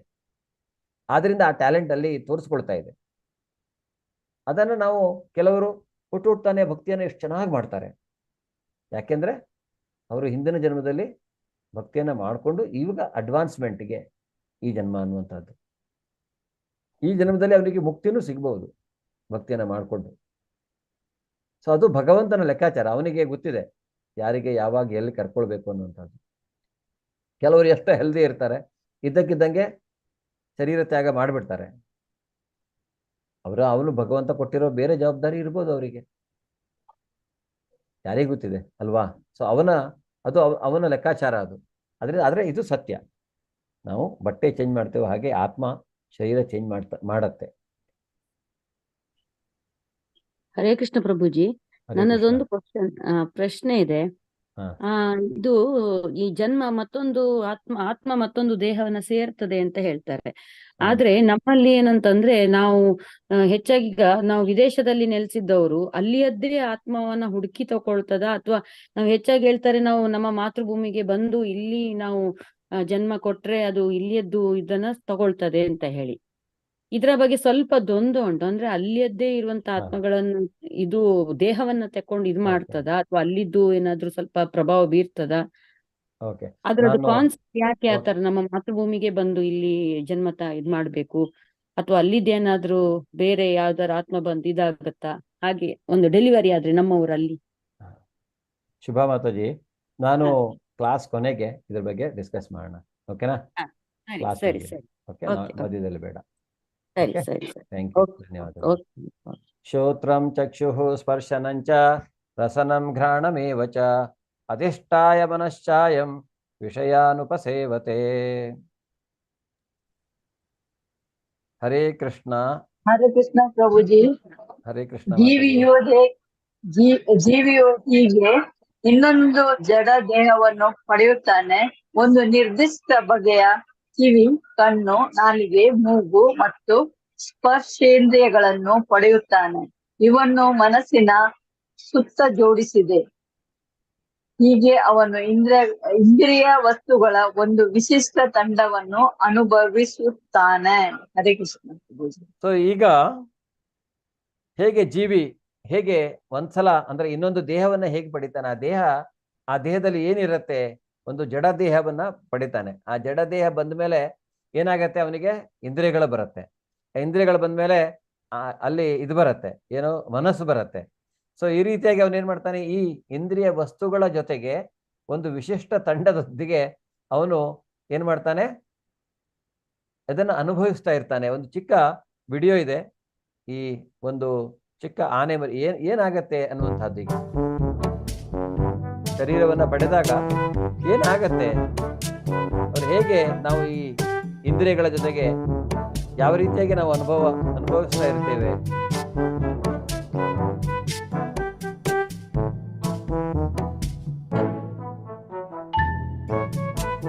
ಇಲ್ಲೇನಾಗತ್ತೆ, ಈ ಆನೆಗೆ ಫುಲ್ ಎಂಜಾಯ್ ಮಾಡ್ತಾ ಇರುತ್ತೆ. ಇಂದ್ರಿಯ ಇದೆ, ಖುಷಿಯಿಂದ ಇಂದ್ರಿಯ ತೃಪ್ತಿಯನ್ನ ಮಾಡ್ಕೊಂಡಿರತ್ತೆ. ಆದ್ರೆ ಎಲ್ಲೋ ಅದು ಪಾಪ ಪೆಟ್ಟಾಗತ್ತೆ. ಎಲ್ಲೋ ಅದನ್ನ ಏನ್ ಮಾಡ್ತಾರೆ, ರಿಹ್ಯಾಬಿಲಿಟೇಷನ್ ಸೆಂಟರ್ಗೆ ಅದನ್ನ ಕರ್ಕೊಂಡು ಬಂದು ಅಲ್ಲಿ ಚಿಕಿತ್ಸೆಯನ್ನ ಕೊಟ್ಟು ಅಲ್ಲೇನ್ ಮಾಡ್ತಾರೆ, ಅದನ್ನ ಟ್ರೈನಿಂಗ್ ಮಾಡ್ತಾರೆ. ಸೊ ಅದೇ ರೀತಿ ನಮ್ಮ ಕಥೆನೂ ಹಾಗೇನೆ. ನಾವು ಈ ಇಂದ್ರಿಯಗಳೆಲ್ಲ ಸರಿಯಾಗಿದ್ದಾಗ ನಾವು ಫುಲ್ ಎಂಜಾಯ್ ಮಾಡ್ತೇವೆ. ಈಗ ಆನೆ ಹೇಗೆ ಅಲ್ಲಿ ಎಂಜಾಯ್ ಮಾಡ್ತಾ ನೋಡಿದಿರಲ್ಲ. ಆದರೆ ಯಾವಾಗ ನಾವು ಕೆಳಗೆ ಬೀಳ್ತೇವೆ ಆವಾಗ ನಾವು ಅಂದರೆ ಏನಾದರೂ ನಮಗೆ ಪೆಟ್ಟಾದಾಗ, ನೋವಾದಾಗ, ಅಲ್ಲಿ ಆನೆಗೆ ಶಿಬಿರಕ್ಕೆ ಕರ್ಕೊಂಡೋಗಿ ಅಲ್ಲಿ ಟ್ರೀಟ್ಮೆಂಟ್ ಕೊಡ್ತಾರೆ. ಆದರೆ ನಮಗೆ ನಾವು ಯಾರ ಹತ್ರ ಹೋಗಬೇಕು? ನಾವು ಎಲ್ಲಿ ಆ್ಯಕ್ಚುಲಿ ಹೇಳೋದಂತ ನಮ್ಮ ರಿಹ್ಯಾಬಿಲಿಟೇಷನ್ ಸೆಂಟರ್ ಯಾವುದು? ನಮ್ಮ ರಿಹ್ಯಾಬಿಲಿಟೇಷನ್ ಸೆಂಟರ್ ಗುರುವಿನ ಆಶ್ರಯ. ಗುರುವಿನ ಆಶ್ರಯದಲ್ಲಿ ನಾವಿದ್ದಾಗ ನಾವು ಅಲ್ಲಿ ಹೋಗಿ ನಮ್ಮ ಮನಸ್ಸಿಗೆ ಅವಶ್ಯಕ ಇರುವಂತಹ ಟ್ರೈನಿಂಗನ್ನು ಕೊಡ್ಬೋದು. ಹೇಗೆ ನಾವು ಮನಸ್ಸನ್ನು ಈಗ ಇಂದ್ರಿಯ ತೃಪ್ತಿಯಿಂದ ಹೊರಗೆ ಬರ್ಬೋದು ಅನ್ನುವಂಥ ಟ್ರೈನಿಂಗನ್ನು ಈಗ ಆ ರೀತಿಯಾಗಿ ಕೊಡೋದರಿಂದ ಏನಾಗುತ್ತೆ, ಅದು ಎಲ್ಲ ಕಡೆ ಸಿಗುವಂಥದ್ದಲ್ಲ. ಅದು ಆಥರೈಸ್ಡ್ ಸ್ಪಿರಿಚುವಲ್ ಮಾಸ್ಟರ್, ಅಂದರೆ ಯಾವ ಆಧ್ಯಾತ್ಮಿಕ ಗುರು ಯಾರಿದ್ದಾನೆ ಅವನು ಪರಂಪರೆಯಿಂದ ಬಂದಂತಹ ಗುರುವಿನ ಹತ್ರನೇ ನಮಗೆ ಸರಿಯಾದ ಜ್ಞಾನ ಸಿಗತ್ತೆ. ಯಾವುದಾದ್ರೂ ಗುರು ಹತ್ರ ಹೋಗ್ಬಿಟ್ರೆ ಅದೆಲ್ಲ ಅವಶ್ಯಕತೆ ಇಲ್ಲದ ಜ್ಞಾನಗಳು ನಮಗೆ ಸಿಗತ್ತೆ. ಇನ್ನೊಂದಿಷ್ಟು ದಾರಿ ತಪ್ಪುತ್ತೇವೆ ನಾವು. ಉತ್ಕ್ರಾಮಂತಂ ಸ್ಥಿತಂ ವಾಪಿ ಭುಂಜಾನಂ ವಾ ಗುಣಾನ್ವಿತಂ ವಿಮೂಢಾನಾನು ಪಶ್ಯಂತಿ ಜ್ಞಾನ ಚಕ್ಷುಷಃ. ರಾಮು ಪ್ರಭುಜಿ. ಹರೇ ಕೃಷ್ಣ ಪ್ರಭುಜಿ. ಜೀವಿಯು ತನ್ನ ದೇಹವನ್ನು ಹೇಗೆ ಬಿಡಬಲ್ಲ? ಪ್ರಕೃತಿಯ ಗುಣಗಳ ಪ್ರಭಾವದಿಂದ ಅವನು ಯಾವ ಬಗೆಯ ದೇಹವನ್ನು ಅನುಭವಿಸುತ್ತಾನೆ? ಇದೆಲ್ಲವನ್ನು ಮೂಢರು ಅರ್ಥ ಮಾಡಿಕೊಳ್ಳಲಾರರು. ಆದರೆ ಜ್ಞಾನದಲ್ಲಿ ಶಿಕ್ಷಣ ಪಡೆದ ಕಣ್ಣುಗಳಿರುವವರು ಇದೆಲ್ಲವನ್ನು ಕಾಣಬಲ್ಲ. ಹರೇ ಕೃಷ್ಣ. ಸೊ ಈಗ ಮ್ಯೂಟ್ ಮಾಡ್ಕೊಳ್ಳಿ. ಓಕೆ. ಸೊ ಈಗ ಹೇಗೆ ಯಾರಿಗೆ ಗೊತ್ತಾಗತ್ತೆ ಈಗ ನಮ್ಮ ಅಂದರೆ ಜೀವಿ ತನ್ನ ದೇಹವನ್ನು ಹೇಗೆ ಬಿಡಬಲ್ಲ, ಪ್ರಕೃತಿಯ ಗುಣಗಳ ಪ್ರಭಾವದಿಂದ ಅವನು ಯಾವ ಬಗೆಯ ದೇಹವನ್ನು ಅನುಭವಿಸ್ತಾನೆ, ಇದೆಲ್ಲ ಜ್ಞಾನ ಮೂಢರಿಗೆ, ಯಾರು ಈ ಇದರ ಬಗ್ಗೆ ತಿಳ್ಕೊಂಡಿರಲ್ಲ ಅವ್ರಿಗೆ ಗೊತ್ತಿರಲ್ಲ, ಅದು ಅವರು ಮೂಢರು. ಅಂದರೆ ಆದರೆ ಯಾರು ಇದ್ರ ಬಗ್ಗೆ ತಿಳ್ಕೊಂಡಿರ್ತಾನೋ ಅವನಿಗೆಲ್ಲ ಗೊತ್ತಿರುತ್ತೆ, ಅವನಿಗೆ ಜ್ಞಾನದ ಶಿಕ್ಷಣ ಇರೋದ್ರಿಂದ ಅವನು ತಿಳ್ಕೊಂಡಿರ್ತಾನೆ ಅಂತ. ಈಗ ನಾವು ಗಾಡಿಯನ್ನು ಏನೋ ಓನ್ ಮಾಡ್ತೇವೆ, ಡ್ರೈವ್ ಮಾಡ್ತೇವೆ, ಎಲ್ಲ ಮಾಡ್ತೇವೆ. ಆದರೆ ನಮಗೆ ಗಾಡಿಯಲ್ಲಿ ಏನಾದರೂ ತೊಂದರೆ ಬಂದಾಗ ನಾವು ಸೀದಾ ತಗೊಂಡೋಗೋದು ಯಾರ ಹತ್ರ? ಒಬ್ಬ ನುರಿತ ಮೆಕ್ಯಾನಿಕ್ ಹತ್ರ. ಸೊ ಅವನಿಗೆ ಇಮಿಡಿಯೇಟಾಗಿ ಗೊತ್ತಾಗತ್ತೆ ಎಲ್ಲಿ ಏನು ತೊಂದರೆ ಇದೆ ಅಂತ. ಅದು ನಮ್ಗೆ ಗೊತ್ತಾಗಲ್ಲ ಅಲ್ವಾ? ಅದೇ ರೀತಿಯಾಗಿ ಈಗ ನಮ್ಮ ಜೀವನದಲ್ಲಿ ಸಮಸ್ಯೆಗಳಿದ್ದಾಗ ನಾವು ಯಾರ ಹತ್ರ ಹೋಗಬೇಕು? ನಾವು ನಮ್ಮ ಅಧಿಕೃತ ಗುರುಗಳ ಹತ್ರ ಹೋದಾಗ ಅವರಿಗೆ ಅರ್ಥವಾಗುತ್ತೆ, ಅದಕ್ಕೆ ಸೊಲ್ಯೂಷನ್ಸ್ ಖಂಡಿತವಾಗಿಯೂ ಸಿಗತ್ತೆ. ಆದರೆ ನಾವು ಗುರುವಿನ ಮುಖಾಂತರ ಭಗವಂತನಿಗೆ ಕನೆಕ್ಟ್ ಆಗಬೇಕು. ಈಗ ಇವತ್ತು ಕಲಿಯುಗದಲ್ಲಿ ಎಸ್ಪೆಷಲಿ ಗುರು ಅಂದರೆ ಭಗವಂತ. ಅವನ ಗುರು ಅಂದರೆ ಯಾರು? ನಮಗೆ ಅಜ್ಞಾನವನ್ನು ತೊಲಗಿಸಿ ಜ್ಞಾನವನ್ನು ಕೊಡುವವನು. ಅದರಿಂದ ಆ ಗುರುವಿಗೆ ಶರಣಾಗತರಾಗಿ ಗುರುವಿನ ಆಶ್ರಯದಲ್ಲಿದ್ದರೆ ನಾವು ಖಂಡಿತವಾಗಿಯೂ ಅವರಿಗೆ ಅರ್ಥ ಆಗುತ್ತೆ, ಅವ್ರು ನಮಗೆ ಸರಿಯಾದ ಮಾರ್ಗದರ್ಶನವನ್ನು ಮಾಡ್ತಾರೆ ಅನ್ನುವಂಥದ್ದನ್ನು ನಾವಿಲ್ಲಿ ತಿಳ್ಕೊಳ್ಬಹುದು. ಯತಂತೋ ಯೋಗಿನಶ್ಚೈನಂ ಪಶ್ಯಂತ್ಯಾತ್ಮನ್ಯ ವ್ಯವಸ್ಥಿತಂ ಯತಂತೋಪಕೃತಾತ್ಮಾನೋ ನೈನಂ ಪಶ್ಯಂತ ಚೇತಸಃ. ಸುಮನ್ ರಾವ್. ಸಾಕ್ಷಾತ್ಕಾರದಲ್ಲಿ ನೆಲೆಯಾಗಿದ್ದು ಪ್ರಯತ್ನ ಮಾಡುತ್ತಿರುವ ಆಧ್ಯಾತ್ಮಿಕವಾದಿಗಳು ಇದೆಲ್ಲವನ್ನು ಸ್ಪಷ್ಟವಾಗಿ ಕಾಣಬಲ್ಲರು. ಆದರೆ ಯಾರ ಮನಸ್ಸು ಬೆಳೆದಿಲ್ಲವೋ ಮತ್ತು ಯಾರ ಆತ್ಮ ಸಾಕ್ಷಾತ್ಕಾರದಲ್ಲಿ ನೆಲೆಯನ್ನು ಪಡೆದಿಲ್ಲವೋ ಅವರು ಪ್ರಯತ್ನ ಪಟ್ಟರೂ ಏನಾಗುತ್ತಿದೆ ಎಂಬುದು ಕಾಣಲಾಗದು. ಇದು ಸತ್ಯ ಅಲ್ವಾ? ಈಗ ಯಾಕೆಂದ್ರೆ ಈಗ ನಾವು ಏನೋ ತುಂಬಾ ಈಗ ಕಷ್ಟ ಅಂದ್ರೆ ಈಗ ನಾವು ಐಹಿಕವಾಗಿ ಜ್ಞಾನ ಇಲ್ದೇನೆ ಒಬ್ರಿಗೊಬ್ಬರು ಮಾತಾಡ್ಕೊಳ್ಳೋದನ್ನ ಕೇಳಿಸ್ಕೊಳ್ಳಿ. ಅವ್ರೇನ್ ಹೇಳ್ತಾರೆ, ಅವನಿಗೆ ಹಾಗಾಯ್ತು, ಇವನಿಗೆ ಹಾಗಾಯ್ತು, ಅದಕ್ಕಾಗಿ ಹೀಗಾಯ್ತು, ಇದಕ್ಕಾಗಿ ಹಾಗಾಯ್ತು. ಆದ್ರೆ ಈ ಜ್ಞಾನವನ್ನು ಅರಿತವನಿಗೆ ಗೊತ್ತಿದೆ ಯಾಕೆ ಏನು ಅನ್ನುವಂಥದ್ದು. ಅದು ನಾವು ಆಡ್ಕೊಳ್ಳಿಕ್ಕೆ ಎಷ್ಟು ಬೇಕಾದ್ರೂ ಆಡ್ಕೊಳ್ಬಹುದು ಅಲ್ವಾ? ಆದ್ರೆ ಆಗೋದನ್ನ ಅಲ್ಲಿ ಅವರಿಗೆ ತಪ್ಪಿಸ್ಲಿಕ್ಕೋ ಅಥವಾ ಅದರ ಪ್ರಮಾಣವನ್ನ ಕಡಿಮೆ ಮಾಡ್ಲಿಕ್ಕೂ ಆಗತ್ತ. ಆ ಥರ ಜ್ಞಾನ ಇಲ್ದಿದ್ದವರು ಆ ರೀತಿಯಾಗಿ ಮಾತಾಡ್ಕೊಳ್ತಾರೆ. ಆದ್ರೆ ಯಾರಿಗೆ ಇದು ತಿಳಿದಿದೆಯೋ ಅವರು ಏನ್ ಮಾಡ್ತಾರೆ, ಅವರು ಸರಿಯಾದ ಮಾರ್ಗದರ್ಶನವನ್ನು ಮಾಡಬಹುದು. ಸೊ ಒಂದ್ಸಲ ಏನಾಗತ್ತಂತೆ, ಈ ಐನ್ಸ್ಟೈನ್ ಜೊತೆಗೆ ಅವನ ಕೆಲವು ಕಲೀಗ್ಸ್, ಅವನ ಸಂತಿಗೆ ಜೊತೆಗೆ ಕೆಲಸ ಮಾಡೋರು ಇನ್ನು ಸೈಂಟಿಸ್ಟ್ಗಳು. ಸೊ ಅವರೆಲ್ಲ ಈಗ ಏನಾಗಿದೆ, ಈ ಸೃಷ್ಟಿ ಹೇಗಾಗಿದೆ, ಸೃಷ್ಟಿ ಅವರೇ ಸೈನ್ಸ್ ಹೇಳುತ್ತೆ, ವಿಜ್ಞಾನ ಹೇಳುತ್ತೆ, ಈಗ ಭೌತಿಕ ವಿಜ್ಞಾನ ಹೇಳುತ್ತೆ ಏನು, ಇದು ಒಂದು ದೊಡ್ಡ ಸ್ಫೋಟದಿಂದ ಆಗಿದೆ ಅಂತ. ಸೊ ಅವರು ಒಪ್ಕೊಳ್ಳಿಕ್ಕೆ ಅಂದ್ರೆ ಅವ್ರು ಏನ್ ಮಾಡ್ತಾರೆ ಅಂದ್ರೆ, ಹೀಗೆ ಈ ಎಲ್ಲವೂ ಒಂದು ತಂತಾನೇ ಆಗಿದೆ ಅಂತ ಕೆಲವರೆಲ್ಲ ಹೇಳ್ತಾರೆ. ಸೃಷ್ಟಿಗಳೆಲ್ಲ ಹೇಗಾಗಿದೆ ಆಗಿದೆ ಅಂತ ಅವ್ರು ಒಪ್ಕೊಳ್ತಾ ಇಲ್ಲ. ಐನ್ಸ್ಟೈನ್ ಹೇಳಿದ್ರು ಅವ್ರೇನು ತಿಳ್ಕೊಳ್ತಾ ಇಲ್ಲ, ಎಲ್ಲ ಬಿಗ್ ಬ್ಯಾಂಗ್ ಇಂದ ಸೃಷ್ಟಿಯಾಗಿರೋದು, ಇದೆಲ್ಲ ಹೀಗೆ ಆಗಿರೋದು ಅಂತ. ಆದ್ರೆ ಐನ್ಸ್ಟೈನ್ ಭಗವದ್ಗೀತೆಯನ್ನ ಅರ್ಥ ಮಾಡಿಕೊಂಡಿರುವವನು, ಅವನು ಒಪ್ಕೊಂಡಿದ್ದಾನೆ. ದಯವಿಟ್ಟು ಮ್ಯೂಟ್ ಮಾಡ್ಕೊಳ್ಳಿ ಗಾಯತ್ರಿ ಮಾತಾಜಿ. ಸೊ ಒಂದ್ಸಲ ಅದಕ್ಕೆ ಏನ್ ಮಾಡ್ತಾನೆ ಐನ್ಸ್ಟೈನ್ ಅಂದ್ರೆ, ಅವರೆಲ್ಲ ರಾತ್ರಿ ಮನೆಗೆ ಹೋದಾಗ ಒಂದು ಸುಂದರವಾದಂತಹ ಒಂದು ಮಾಡೆಲ್, ಒಂದು ಆಕೃತಿಯನ್ನ ತಯಾರು ಮಾಡಿ ಅವನ ಡೆಸ್ಕ್ ಮೇಲೆ ಇಡ್ತಾನೆ.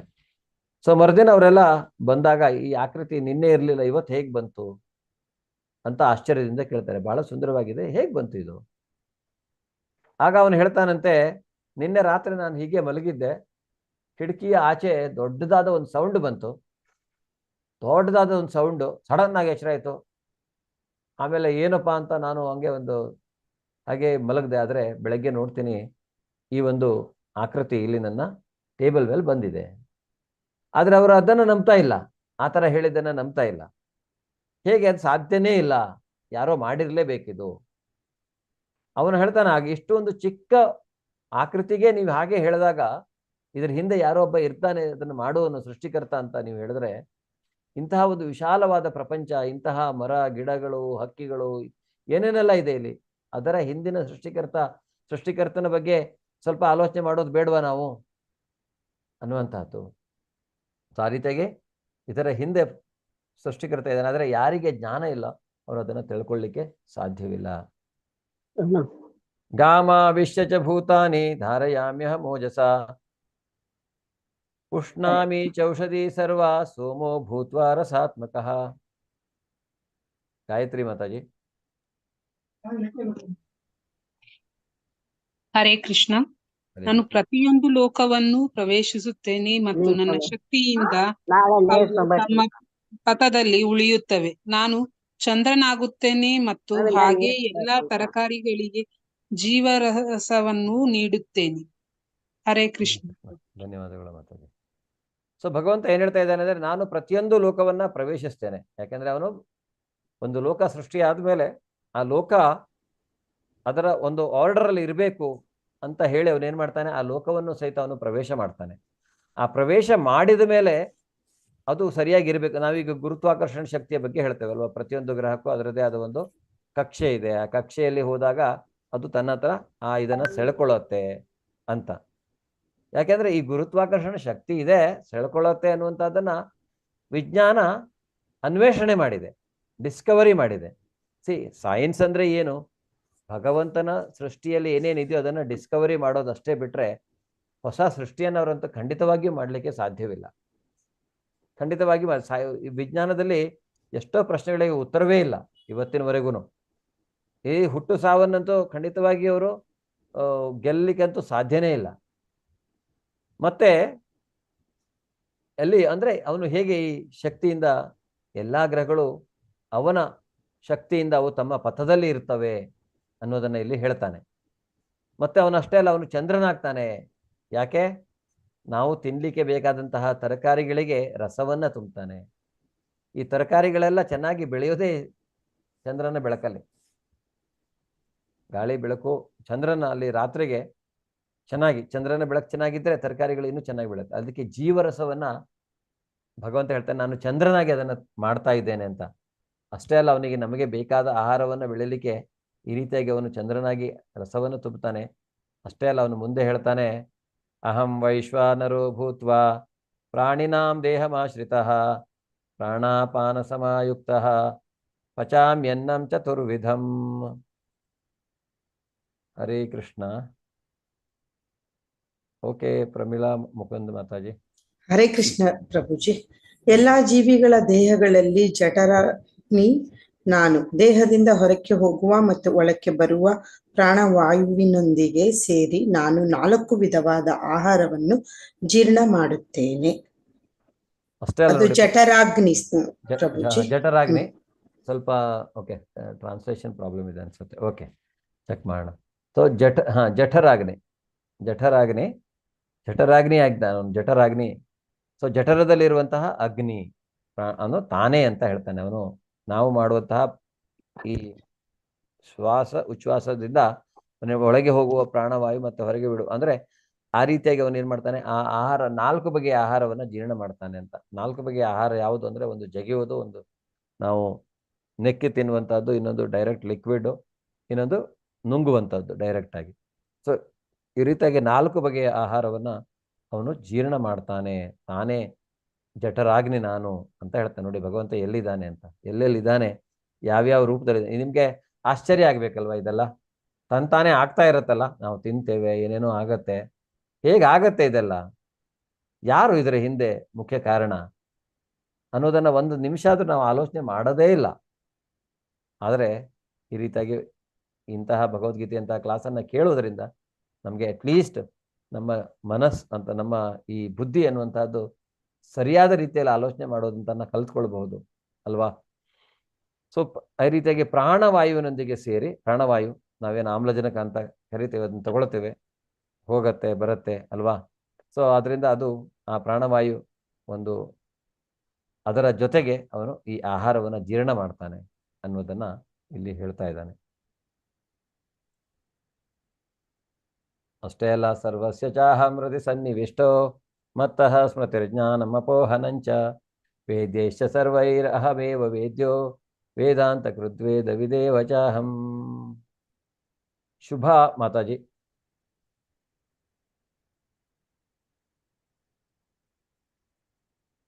ಓದ್ತೀರಾ? ಓಕೆ. ನಾನು ಪ್ರತಿಯೊಬ್ಬರ ಹೃದಯದಲ್ಲಿ ನೆಲೆಸಿದ್ದೇನೆ. ಸ್ಮರಣೆ, ಜ್ಞಾನ ಮತ್ತು ಮರೆವು ನನ್ನಿಂದ ಬರುತ್ತವೆ. ಎಲ್ಲ ವೇದಗಳಿಂದ ತಿಳಿಯಬೇಕಾದವನು ನಾನು. ವೇದಾಂತ ಕರ್ತೃ ನಾನು. ವೇದಗಳನ್ನು ತಿಳಿದವನು ನಾನೇ. ಹರೇ ಕೃಷ್ಣ ಮಾತಾಜಿ, ಧನ್ಯವಾದಗಳು. ಸೊ ಈಗ ಭಗವಂತ ಏನ್ ಹೇಳ್ತಾ ಇದ್ದಾನೆ, ಅಷ್ಟೇ ಅಲ್ಲ ನೋಡಿ, ಅವನು ಯಾವ ರೀತಿಯಾಗಿ ಅವನು ತನ್ನ ಸೃಷ್ಟಿಯನ್ನ ನೋಡ್ಕೊಳ್ತಾ ಇದ್ದಾನೆ ಅಂತ ನೀವು ಆಲೋಚನೆ ಮಾಡಿ. ಅವನು ಪ್ರತಿಯೊಬ್ಬರ ಹೃದಯದಲ್ಲಿ ಪರಮಾತ್ಮನಾಗಿ ನೆಲೆಸ್ತಾನೆ. ಮತ್ತೆ ನಮಗೆ ಬೇಕಾಗಿರುವಂತಹ ಸ್ಮರಣೆ, ನೆನಪು, ಜ್ಞಾನ ಅಥವಾ ಮರೆವು, ಫಾರ್ಗೆಟ್ಫುಲ್ನೆಸ್, ಸೊ ಇವೆಲ್ಲವೂ ನನ್ನಿಂದಲೇ ಬರುತ್ತೆ ಅಂತ ಹೇಳ್ತಾನೆ. ಅದಕ್ಕೆ ಕಾರಣ ಅವನೇ ಅಂತ. ಆ ಮರೆವು ಅನ್ನುವುದು ನನ್ನಿಂದಲೇ ಬರುತ್ತೆ ಅನ್ನುವಂಥದ್ದನ್ನು ಹೇಳ್ತಾನೆ. ಆ ಸ್ಮರಣೆಯು ಅವನಿಂದಲೇ ಬರುತ್ತೆ ಅಂತ. ಅದರಿಂದ ಈಗ ನೋಡಿ, ಅವನಿಗೆಲ್ಲ ನೆನಪಿದೆ. ಭಗವಂತನಿಗೆ ಎಲ್ಲ ಜನ್ಮದ ಎಲ್ಲ ಜೀವಿಯ ಎಲ್ಲವೂ ನೆನಪಿರುತ್ತೆ ಅವನಿಗೆ. ಅದನ್ನೇ ಅವನು ಅರ್ಜುನಿಗೆ ಹೇಳ್ತಾನೆ ಅಲ್ಲ. ಅರ್ಜುನ 4ನೇ ಅಧ್ಯಾಯದಲ್ಲಿ ಕೇಳಿದಾಗ, ನಾನು ನೀನು ಸಮಕಾಲೀನರು ಹೇಗೆ, ನೀನು ಹೇಗೆ ಅಷ್ಟು ಮೊದಲು ನೀನು ಸೂರ್ಯದೇವನಿಗೆ ಇದನ್ನು ಮಾಡಿದ, ಆವಾಗಲೂ ಹೇಳ್ತಾನೆ ಅವನು, ನನಗೆ ಎಲ್ಲ ಗೊತ್ತಿದ್ದು, ನಿನಗೆ ಮಾತ್ರ ಗೊತ್ತಿಲ್ಲ ಇದು ಅಷ್ಟೇ. ಯಾಕೆ ಅಂದರೆ ಅವನೇ ನಮಗೆ ಬೇಕಾದಂಥ ನೆನಪು ಮತ್ತು ಮರವು ಎರಡನ್ನೂ ಕೊಡುವವನು. ಇಲ್ಲಾಂದರೆ ನಮಗೆ ನಮ್ಮ ಎಷ್ಟು ಜನ್ಮಗಳಿಂದ ನಾವು ಈ ರೀತಿಯಾಗಿ ಅಲಿತಾ ಇದ್ದೇವೋ ಗೊತ್ತಿಲ್ಲ. ಹಿಂದೆ ಏನೇನು ಮಾಡಿದೇವೋ, ಜನ್ಮಾಂತರದಲ್ಲಿ ಏನೇನು ಏನೇನು ಕರ್ಮಗಳನ್ನು ಮಾಡಿದೇವೋ ನಮ್ಗೆ ಗೊತ್ತಿಲ್ಲ. ಏನೇನು ಕರ್ಮ ಫಲಗಳಿದಾವೋ ಇನ್ನೂ ಅನುಭವಿಸ್ಲಿಕ್ಕೆ ಅದು ಗೊತ್ತಿಲ್ಲ ನಮಗೆ. ಅದೆಲ್ಲ ಆ ಥರದ ನೆನಪಂತಹವನ್ನು ಕೊಟ್ಟಿದ್ದಿದ್ರೆ ನಮ್ಮ ಕತೆ ಏನಾಗ್ತಿತ್ತೋ ಗೊತ್ತೇ ಇಲ್ಲ ಅಲ್ವಾ. ಸೊ ಅದರಿಂದ ಎಲ್ಲ ವೇದಗಳಿಂದ ತಿಳಿಯಬೇಕಾದವನು ನಾನು. ಎಲ್ಲ ವೇದಗಳು, ಈ ವೇದಗಳೆಲ್ಲ ಯಾಕಿದೆ, ಆ ವೇದಗಳಲ್ಲಿ ಏನಿದೆ, ವೇದಗಳಲ್ಲಿ ಅದರ ಹಿಂದೆ ಇರುವಂತಹ ಈ ದೇವೋತ್ತಮ ಪರಮಪುರುಷನನ್ನು ಅರ್ಥ ಮಾಡಿಕೊಳ್ಳುವುದೇ ಅದರ ಮೂಲ ಉದ್ದೇಶ ಅನ್ನೋದನ್ನು ಅವನು ಇಲ್ಲಿ ಹೇಳ್ತಾ ಇದ್ದಾನೆ. ವೇದಾಂತ ಕರ್ತೃ, ಉಪನಿಷತ್ತುಗಳೆಲ್ಲ ಬರುತ್ತೆ. ವೇದಾಂತದ ಕರ್ತೃ. ಈ ವೇದಾಂತವನ್ನ ತುಂಬ ಈ ಜ್ಞಾನಿಗಳು ಅದನ್ನು ಆಧಾರವಾಗಿ ತೆಗೆದುಕೊಂಡು ಅಂದರೆ ಕೆಲವೊಂದು ಸಂದಿಗ್ಧ ಪರಿಸ್ಥಿತಿಯಲ್ಲಿ ಅದಕ್ಕೆ ಉತ್ತರವನ್ನು ಅಲ್ಲಿ ಹುಡುಕಬಹುದು. ಅಂತಹ ವೇದಾಂತದ ಕರ್ತೃ ನಾನು ಅಂತ ಇಲ್ಲಿ ಹೇಳ್ತಾ ಇದ್ದಾನೆ ಅವನು. ವೇದಗಳನ್ನು ತಿಳಿದವನು ನಾನೇ, ಅಂದರೆ ಎಲ್ಲ ವೇದಗಳು ಅವನು ಬ್ರಹ್ಮನಿಗೆ ಕರುಣಿಸಿರುವಂತಹದ್ದು. ಅದರಿಂದ ಈ ವೇದಗಳ ಬಂದಿದ್ದು ನಾವು ಜನರಲ್ಲಿ ಹೇಳುವಂತಂದ್ರೆ ಈ ಚತುರ್ಮುಖ ಬ್ರಹ್ಮನಿಂದ ಅಂತ. ಆದರೆ ನಿಜವಾದ ವೇದವನ್ನ ಬ್ರಹ್ಮನಿಗೆ ಕೊಟ್ಟವನು ಯಾರು? ಅವನೇ ಶ್ರೀಕೃಷ್ಣ. ದ್ವಾಮಿವೋ ಪುರುಷೌ ಲೋಕೆ ಶರಶ್ಚಾಕ್ಷರ ಏವ ಚ ಶರಃ ಸರ್ವಾಣಿ ಭೂತಾನಿ ಕೂಟಸ್ಥೋಕ್ಷರ ಉಚ್ಯತೆ. ಹರೇ ಕೃಷ್ಣ. ಪ್ರಭಾವತಿ ಮಾತಾಜಿ ಓದಿ ಓದಿ ಓದಿ ಮಾತಾಜಿ, ನಿಮಗ್ ಬೇಡ ಅನ್ನಲ್ಲ, ಹೇಳಿ ಓದಿ ಮಾತಾಜಿ. ಉತ್ತಮ ಪುರುಷ ಕನ್ನಡ ಬಂದಿದೆ. 1 ಸೆಕೆಂಡ್, ಇಲ್ಲಿದೆ ಪಕ್ಕದಲ್ಲಿ ಬಂದಿದೆ ಬೇರೆ ಶ್ಲೋಕ ಅದು. ಪುರುಷರಲ್ಲಿ 2 ವಿಧಗಳು, ಶರರು ಮತ್ತು ಅಕ್ಷರರು. ಈ ಐಹಿಕ ಜಗತ್ತಿನಲ್ಲಿ ಎಲ್ಲ ಜೀವಿಗಳು ಕ್ಷರ, ಆಧ್ಯಾತ್ಮಿಕ ಜಗತ್ತಿನಲ್ಲಿ ಎಲ್ಲರೂ ಅಕ್ಷರ. ಹರೇ ಶ್ರೀನಿವಾಸ. ಹರೇ. ಪುರುಷರಲ್ಲಿ 2 ವರ್ಗಗಳು ಅಂತ ಈಗ ಪುರುಷರ ಬಗ್ಗೆ ಹೇಳ್ತಾ ಇದ್ದಾನೆ ಅವನು, ಕ್ಷರರು ಮತ್ತೆ ಅಕ್ಷರರು ಅಂತ. ಯಾರು ಐಹಿಕ ಪ್ರಪಂಚದಲ್ಲಿ ಇರುವವರೆಲ್ಲ ಅಕ್ಷರ ನಾಶವಾಗುವವರು, ಅಕ್ಷರರು ಅಂದ್ರೆ ನಾಶವಾಗದೇ ಇರುವವರು, ಶಾಶ್ವತವಾಗಿ ಇರುವವರು. ಅದರಿಂದ ಅವನು ಹೇಳ್ತಾನೆ ಐಹಿಕ ಜಗತ್ತಿನಲ್ಲಿ ಎಲ್ಲವೂ ಕ್ಷರ, ಆಧ್ಯಾತ್ಮಿಕ ಜಗತ್ತಿನಲ್ಲಿ ಎಲ್ಲಾ ಜೀವಿಗಳು ಅಕ್ಷರ, ಶಾಶ್ವತವಾಗಿ. ಆಧ್ಯಾತ್ಮಿಕ ಜೀವನದಲ್ಲಿ ನಾಶ ಅನ್ನುವಂಥದ್ದು ಇಲ್ಲವೇ ಇಲ್ಲ ಅನ್ನೋದನ್ನು ನಾವಿಲ್ಲಿ ತಿಳ್ಕೊಳ್ಬಹುದು. ಉತ್ತಮ ಪುರುಷಸ್ತ್ವನ್ಯ ಪರಮಾತ್ಮೇತ್ಯುದಾಹೃತಃ ಯೋ ಲೋಕತ್ರಯಮಾವಿಶ್ಯ ವಿಭರ್ತವ್ಯಯ ಈಶ್ವರ. ಹರೇ ಕೃಷ್ಣ. ಸುಮನ್ ರಾವ್ ಮಾತಾಜಿ. ಇವರಿಬ್ಬರಲ್ಲದೆ ಅತ್ಯುತ್ತಮವಾದ ಜೀವಂತ ವ್ಯಕ್ತಿಯಾದ ಪರಮಾತ್ಮನು ಸ್ವತಃ ಅವಿನಾಶಿ. ಅವನು 3 ಜಗತ್ತುಗಳನ್ನು ಪ್ರವೇಶಿಸಿದ್ದಾನೆ ಮತ್ತು ಅವುಗಳನ್ನು ಪಾಲಿಸುತ್ತಿದ್ದಾನೆ. ಜೈ ಶ್ರೀಕೃಷ್ಣ. ಸೊ ಪರಮಾತ್ಮ ಅಂದ್ರೆ ಅವನು ಅವ್ಯಕ್ತನೇ, ಅವನು ಚತುರ್ಭುಜನೇ ಪರಮಾತ್ಮ. ಅಂದ್ರೆ ಅವನು 11ನೇ ಅಧ್ಯಾಯದಲ್ಲಿ ನಾವು ನೋಡಿದ ಹಾಗೆ ಅವನು ಪ್ರಕೃತಿಯ ಒಳಗೆ ಹೊರಗೆ ಎಲ್ಲ ಕಡೆ ಇದ್ದಾನೆ ಅವನು, ಮತ್ತು ಒಂದೇ ಅಂಶದಲ್ಲಿ ಇಡೀ ಲೋಕವನ್ನು, ಎಲ್ಲ ಲೋಕವನ್ನು ಸಹಿತ ವ್ಯಾಪಿಸಿಕೊಂಡಿದ್ದಾನೆ. ಸೊ ಅಂತಹ ಪರಮಾತ್ಮ ಸ್ವತಃ ಅವಿನಾಶಿ, ಅವನು ಶಾಶ್ವತ. ಅವನು 3 ಜಗತ್ತುಗಳನ್ನ, 3 ಲೋಕಗಳನ್ನ ಅವನು ಪ್ರವೇಶಿಸಿದ್ದಾನೆ ಅನ್ನುವ ಮಾತನ್ನು ನಾವಿಲ್ಲಿ ನೋಡ್ಬೋದು. ಮತ್ತೆ ಅವುಗಳನ್ನ ಬರೀ ಪ್ರವೇಶಿಸಿದ, ಅವುಗಳು ತಮ್ಮ ವ್ಯವಸ್ಥೆಯಲ್ಲಿ, ಒಂದು ಸರಿಯಾದ ವ್ಯವಸ್ಥೆಯಲ್ಲಿ ಅವು ಇರುವ ಹಾಗೆ ಅವನು ಅವುಗಳನ್ನ ಪಾಲಿಸ್ತಾ ಇದ್ದಾನೆ ಅನ್ನೋ ಮಾತನ್ನ ಇಲ್ಲಿ ಅವನು ಹೇಳ್ತಾ ಇದ್ದಾನೆ.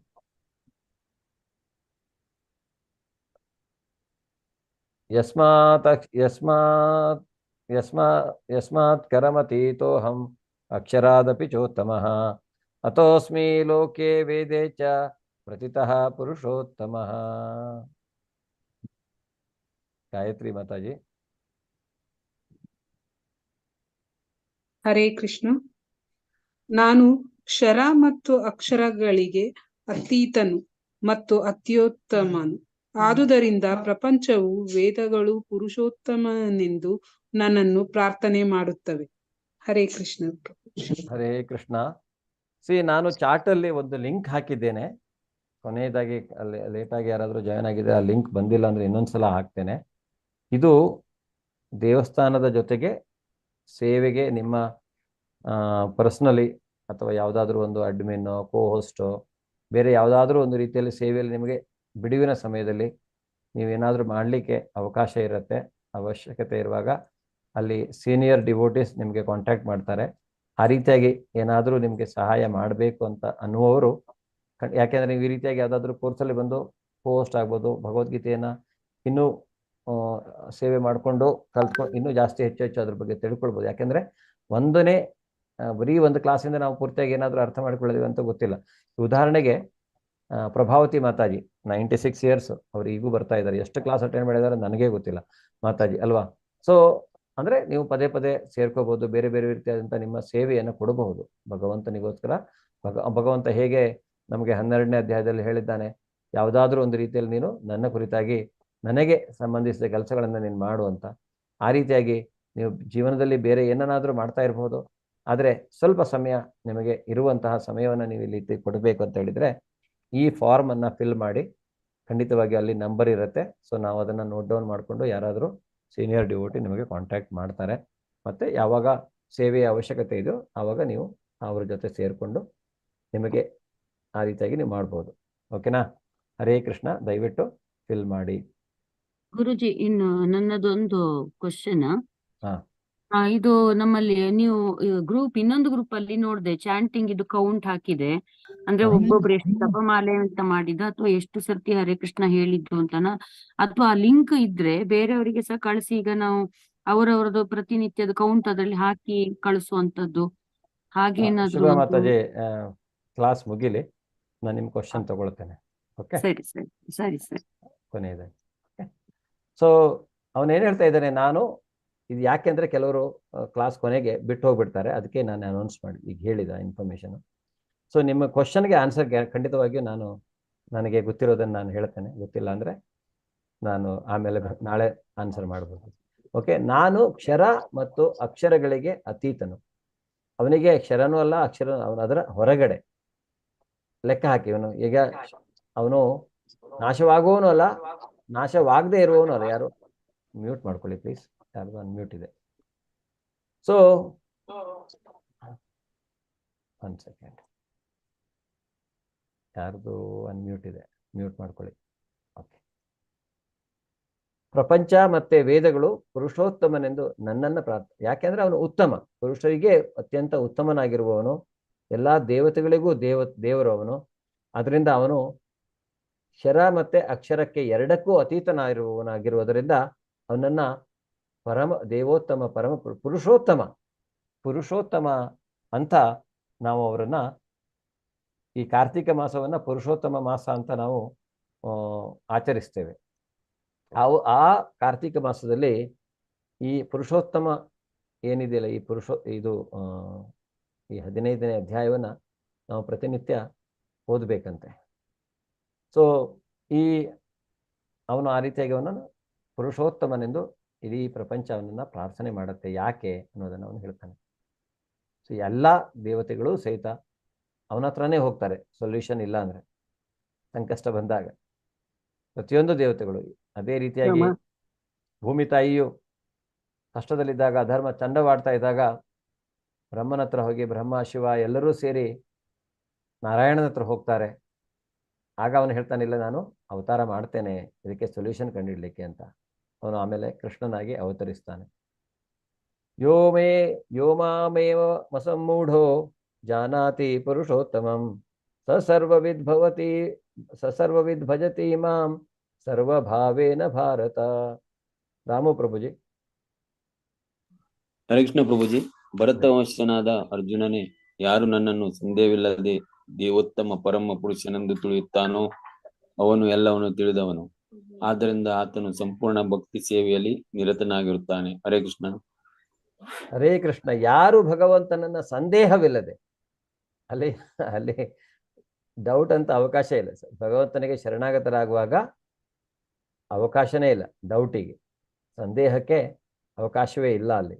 ಆ ರೀತಿಯಾಗಿ ಡೌಟ್ ಮಾಡಿದರೆ ಏನಾಗುತ್ತೆ, ನಾವು ಶ್ರದ್ಧೆಯನ್ನು ಮಾಡ್ಲಿಕ್ಕೆ ಆಗೋದಿಲ್ಲ, ಭಕ್ತಿಯನ್ನು ಮಾಡಲಿಕ್ಕೂ ಸಾಧ್ಯವಿಲ್ಲ. ಅದರಿಂದ ಭಗವಂತನ ಶಾಸ್ತ್ರವನ್ನ ಹೇಳಿ, ಶಾಸ್ತ್ರವನ್ನ ಗುರುಗಳ ಮುಖಾಂತರ ನಾವು ಇದನ್ನು ತಿಳ್ಕೊಂಡು ಇನ್ನೂ ಅದನ್ನು ನಂಬಿಲ್ಲ ಅಂದರೆ ನಮಗೆ ಬಿಟ್ಟಿದ್ದು. ಭಗವಂತ ಹೇಳ್ತಾನೆ, ನೀನೇನಾದರೂ ಮಾಡ್ಕೊಂಡು, ನಿನ್ಗೆ ಸ್ವಾತಂತ್ರ್ಯ ಇದೆ ಅಂತ. ಅವನು ಸ್ವಲ್ಪ ಸ್ವಾತಂತ್ರ್ಯವನ್ನು ನಮಗೆ ಕೊಟ್ಟಿದ್ದಾನೆ. ದೇವೋತ್ತಮ ಪರಮಪುರುಷನೆಂದು ಯಾರನ್ನ ಅವನನ್ನು ತಿಳ್ಕೊಳ್ತಾರೋ ಅವನು ಎಲ್ಲವನ್ನ ತಿಳಿದವನು. ಅದರಿಂದ ಶಿವನೂ ಸಹಿತ ಅತ್ಯಂತ ಶ್ರೇಷ್ಠ ವೈಷ್ಣವ ಅಂತ ಹೇಳಲಾಗತ್ತೆ.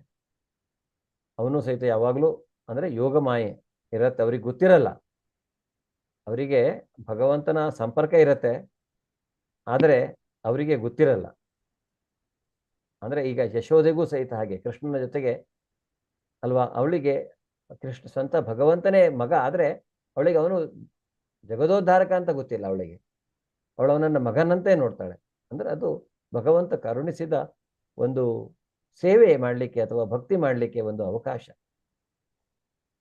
ಸೊ ಆ ರೀತಿಯಾಗಿ ಅವನು ಸಂಪೂರ್ಣವಾಗಿ ಭಕ್ತಿ ಸೇವೆಯಲ್ಲಿ ಯಾರು ನಿರತರಾಗಿರ್ತಾರೆ ಅನ್ನೋದನ್ನು ಹೇಳ್ತಾನೆ. ಇತಿ ಗುಹ್ಯತಮಂ ಶಾಸ್ತ್ರಂ ಇದ ಮುಕ್ತಂ ಮಯಾ ನಘ ಏತದ್ಬುದ್ಧ್ವಾ ಬುದ್ಧಿಮಾನ್ ಕೃತ್ಯಶ್ಚ ಭಾರತ. ಪ್ರಮೀಳಾ ಮಾತಾಜಿ. ಪಾಪರಹಿತನಾದ ಅರ್ಜುನನೇ, ಇದು ವೇದಗಳ ಅತ್ಯಂತ ರಹಸ್ಯವಾದ ಭಾಗ. ಇದನ್ನು ಅರ್ಥ ಮಾಡಿಕೊಂಡವನು ಬುದ್ಧಿವಂತನಾಗುತ್ತಾನೆ, ಅವನ ಎಲ್ಲಾ ಪ್ರಯತ್ನಗಳು ಪರಿಪೂರ್ಣವಾಗುತ್ತವೆ. ಧನ್ಯವಾದಗಳು ಪ್ರಭುಜಿ. ಸೊ ಇದು ಅವನು ಹೇಳ್ತಾನೆ, ಈ ರೀತಿಯಾಗಿ ನಾವು ಭಗವಂತನಿಗೆ ಶರಣಾಗತರಾದಾಗ ಅವನು ಬಾಕಿ ಎಲ್ಲ ಅವನು ನೋಡ್ಕೊಳ್ತಾನೆ. ನಾವು ಮತ್ತೆ ಯಾವುದೇ ರೀತಿಯಾದಂತಹ ಡೌಟ್ ಬೇಡ. ಅದರಿಂದ ಅವನೇ ಪುರುಷೋತ್ತಮ, ಅವನೇ ಪ್ರತಿಯೊಂದು ಈ ಅಂದರೆ ಈ ಐಹಿಕ ಮತ್ತು ಅಥವಾ ಆಧ್ಯಾತ್ಮಿಕ ಪ್ರಪಂಚದ ಒಡೆಯ, ಎಲ್ಲಕ್ಕೂ ಅವನೇ ಒಡೆಯ. ಆದರೆ ಅವನು ಎಲ್ಲದಕ್ಕೂ ಅತೀತ, ಅಕ್ಷರಗಳಿಗೆ ಅತೀತ. ಆದ್ದರಿಂದ ಅವನನ್ನ ದೇವೋತ್ತಮ, ಪರಮಪುರುಷ ಅಥವಾ ಪುರುಷೋತ್ತಮ ಅಂತ ಇಡೀ ಜೀವರಾಶಿ ಅಂದರೆ ಎಲ್ಲರೂ ಅವನನ್ನು ಪೂಜಿಸ್ತಾರೆ ಅನ್ನೋದು. ಇದು ಅತ್ಯಂತ ರಹಸ್ಯವಾದಂತಹ ಜ್ಞಾನ ನಮಗೆ ಅವನು ಮತ್ತೆ ಇಲ್ಲಿ ಕೊಡ್ತಾ ಇದ್ದಾನೆ. ಇದು ವೇದಗಳಲ್ಲೆಲ್ಲ ಇರುವಂತಹದ್ದು ಅನ್ನೋದನ್ನು ಹೇಳ್ತಾನೆ. ಇಲ್ಲಿಗೆ ಇವತ್ತಿನ ಅಧ್ಯಾಯ ಮುಗಿಯತ್ತೆ. ಹರೇ ಕೃಷ್ಣ.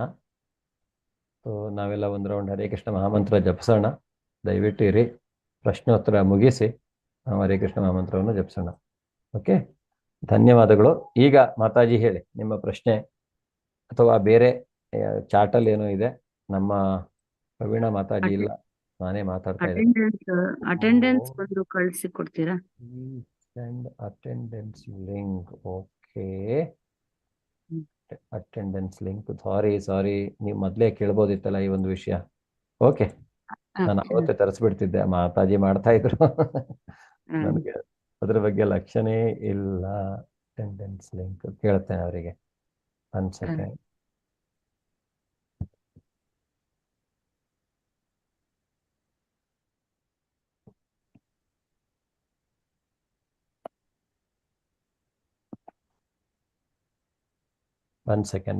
ಮಾತಾಜಿಗೆ ಒಂದು ಕಾಲ್ ಮಾಡಿ ಕೇಳ್ತೇನೆ ಅಟೆಂಡೆನ್ಸ್ ಲಿಂಕ್ ಎಲ್ಲಿಂದ ಹಾಕ್ತಾ ಇದ್ರು ಅವರು ಅಂತ.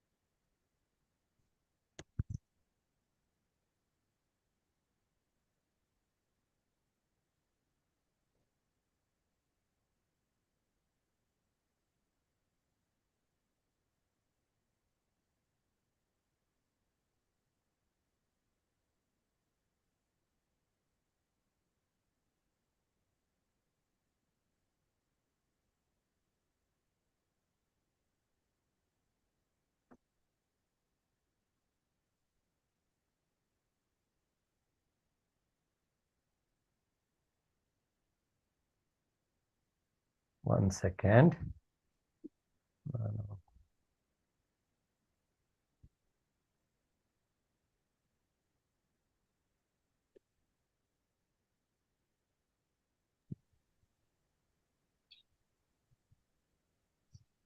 ಹರೇ ಕೃಷ್ಣ ಮಾತಾಜಿ. ಇವರು ಪ್ರಮೀಳಾ ಮಾತಾಜಿ ಅಟೆಂಡೆನ್ಸ್ ಲಿಂಕ್ ಹಾಕ್ತಾ ಇದ್ರು ಕ್ಲಾಸಲ್ಲಿ. ಎಲ್ಲಿಂದ ಹಾಕ್ತಾ ಇದ್ರು ಅವರು? ಅವರಿಲ್ಲ ಇವತ್ತು ಕ್ಲಾಸಿಗೆ. ಬೇಗ ಹೇಳಿ, ಕಾಯ್ತಾ ಇದ್ದಾರೆ. ಓಕೆ, ಅದು ಲಿಂಕ್ ಒಂದು ಕಳಿಸ್ಬಿಡಿ, ಇಲ್ಲ ಅಂದ್ರೆ ಯಾರ ಹತ್ರ ಆಗುತ್ತೆ. Okay, 1 second. ಪ್ರಭುಜಿ ಅಲ್ಲಿಯೇ ಇದೆ, ಇದೆಯಾ? ಚಾಟ್ ನಲ್ಲಿ ಇದೆ. ಹೌದು. ಅಲ್ಲ, ಅದು ಅಟೆಂಡೆನ್ಸ್ ಲಿಂಕ್ ಅಲ್ಲ ಮಾತಾಜಿ, ಅದು ಅಸಿಸ್ಟೆನ್ಸ್ ಲಿಂಕ್. ಚಾಟ್ ನಲ್ಲಿ ಇರೋದು ಅಟೆಂಡೆನ್ಸಿಗೆ ಅಲ್ಲ. 1 ಸೆಕೆಂಡ್, ನಾನು ಕೇಳ್ತೇನೆ. ಇಲ್ಲ, ಇತ್ತು. ಇದೆಯಾ? ನೀವು ಹಾಕ್ತೀರಾ ಅದು ಚಾಟ್ ಅಲ್ಲಿ? ಹಾಕಿ, ನೀವು ಚಾಟ್ ಅಲ್ಲಿ ನೀವು ಹಾಕಿ, ಅದು ನೋಡ್ತೇನೆ ನಾನು ಒಂದ್ಸಲ. ಹರೇ ಕೃಷ್ಣ ಮಾತಾಜಿ. ಇವರು ನಮ್ಮ ಕೋ ಹೋಸ್ಟು, ಇವರು ಅಟೆಂಡೆನ್ಸ್ ಲಿಂಕ್ ಹಾಕ್ತಾ ಇದ್ರು ಡೈಲಿ. ಅದು ಯಾವ ಲಿಂಕ್ ಹಾಕ್ತಾ ಇದ್ರು ಗೊತ್ತಿಲ್ಲ. ನಿಮ್ಮ ಹತ್ರ ಇದೆಯಾ? ಓಕೆ, ಅವರು ಫೋನ್ ಮಾಡಿದ್ರೆ ಎತ್ತಾ ಇಲ್ಲ, ಎಲ್ಲೋ ಇದ್ದಾರೆ. ಇವತ್ತು ಬಂದಿಲ್ಲ ಅವರು. ಇವತ್ತು ಬೆಳಗ್ಗೆ ನಂಗೆ ಫೋನ್ ಮಾಡಿ ಹೇಳಿದ್ರು ಇವತ್ತು ಬರಕ್ ಆಗಲ್ಲ ಅಂತ. ಸರಿ, ನಾನು ಫೋನ್ ಮಾಡಿದ್ರೆ ಅವ್ರು ಎತ್ತಿಲ್ಲ. ಓಕೆ, ಚೆಕ್ ಮಾಡ್ತೀನಿ. ಓಕೆ, ಹರೇ ಕೃಷ್ಣ.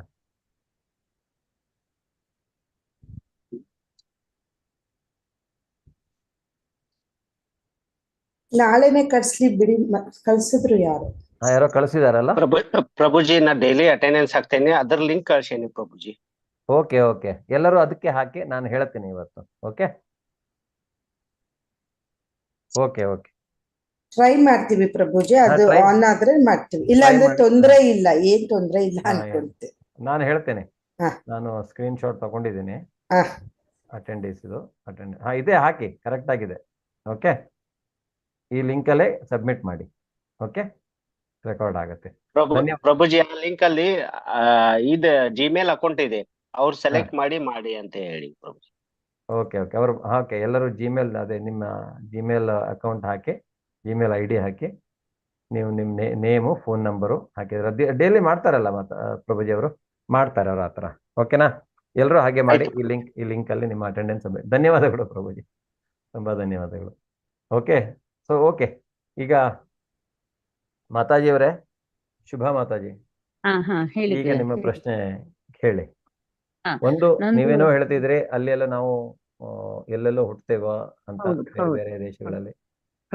ನೀವೇ ಹೇಳಿ, ಇನ್ನೊಂದ್ಸಲ ಹೇಳಿ, ಅದು ರಿಫೈನ್ ಮಾಡಿ.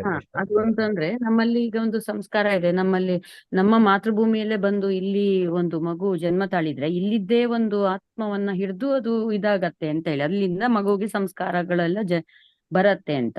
ಇದು ಎಷ್ಟರ ಮಟ್ಟಿಗೆ ಸರಿ? ಯಾಕಂದ್ರೆ ಕೆಲವರು ಫಾರಿನ್ ಅಲ್ಲಿ ಡೆಲಿವರಿ ಆಗ್ತಾರೆ, ಅಲ್ಲಿದ್ದ ಆತ್ಮಗಳನ್ನೇ ಇದಾಗಿ ಮಗು ಹುಟ್ಟುತ್ತಾ ಹೇಗೆ? ಅಲ್ಲಿದ್ದು ಕೆಲವು ಸಂಸ್ಕಾರಗಳು ಇದಾಗತ್ತಾ? ಅದು ಹೇಗೆ? ಅದರದ್ದು ಕಾನ್ಸೆಪ್ಟ್ ನನ್ಗೆ ಕ್ಲಿಯರ್ ಆಗ್ಲಿಲ್ಲ. ಅಂದ್ರೆ ದ್ವಂದ್ವ ಇದೆ. ಕೆಲವರು ಸಂಪ್ರದಾಯಸ್ಥರು ನಮ್ಮ ಇದ್ರಲ್ಲಿ ನಾಡಿಗೆ ಬರ್ಬೇಕು ಅಂತ, ಕೆಲವರು ಅಲ್ಲೇ ಇದ್ ಮಾಡ್ತಾರೆ. ನಂಬುವವರಿಗೆ ದ್ವಂದ್ವ ಉಂಟು, ನಂಬದಿದ್ದವರಿಗೆ ಯಾವುದು ಇಲ್ಲ. ಹಾಗೆ. ಹೌದೌದು, ಹಂಗಲ್ಲ. ಈಗ ಆತ್ಮ ಅನ್ನೋದು ಅಲ್ಲಿ ಯಾವ ಆತ್ಮವನ್ನ ಅವನು ಇಡ್ತಾನೆ ಅವನಿಗೆ ಬಿಟ್ಟಿದ್ದು. ಓಕೆನಾ? ಈಗ ನಿಮ್ಮ ಅಂದ್ರೆ ಈಗ ನಾವು ಹಿಂದಿನ ಜನ್ಮದಲ್ಲಿ ಯಾರ ಮಗುವಾಗಿದ್ದೇವೋ ಅಥವಾ ಯಾರಿಗೆ ತಂದೆ ತಾಯಿ ಆಗಿದ್ದೇವೋ ಗೊತ್ತಿಲ್ಲ.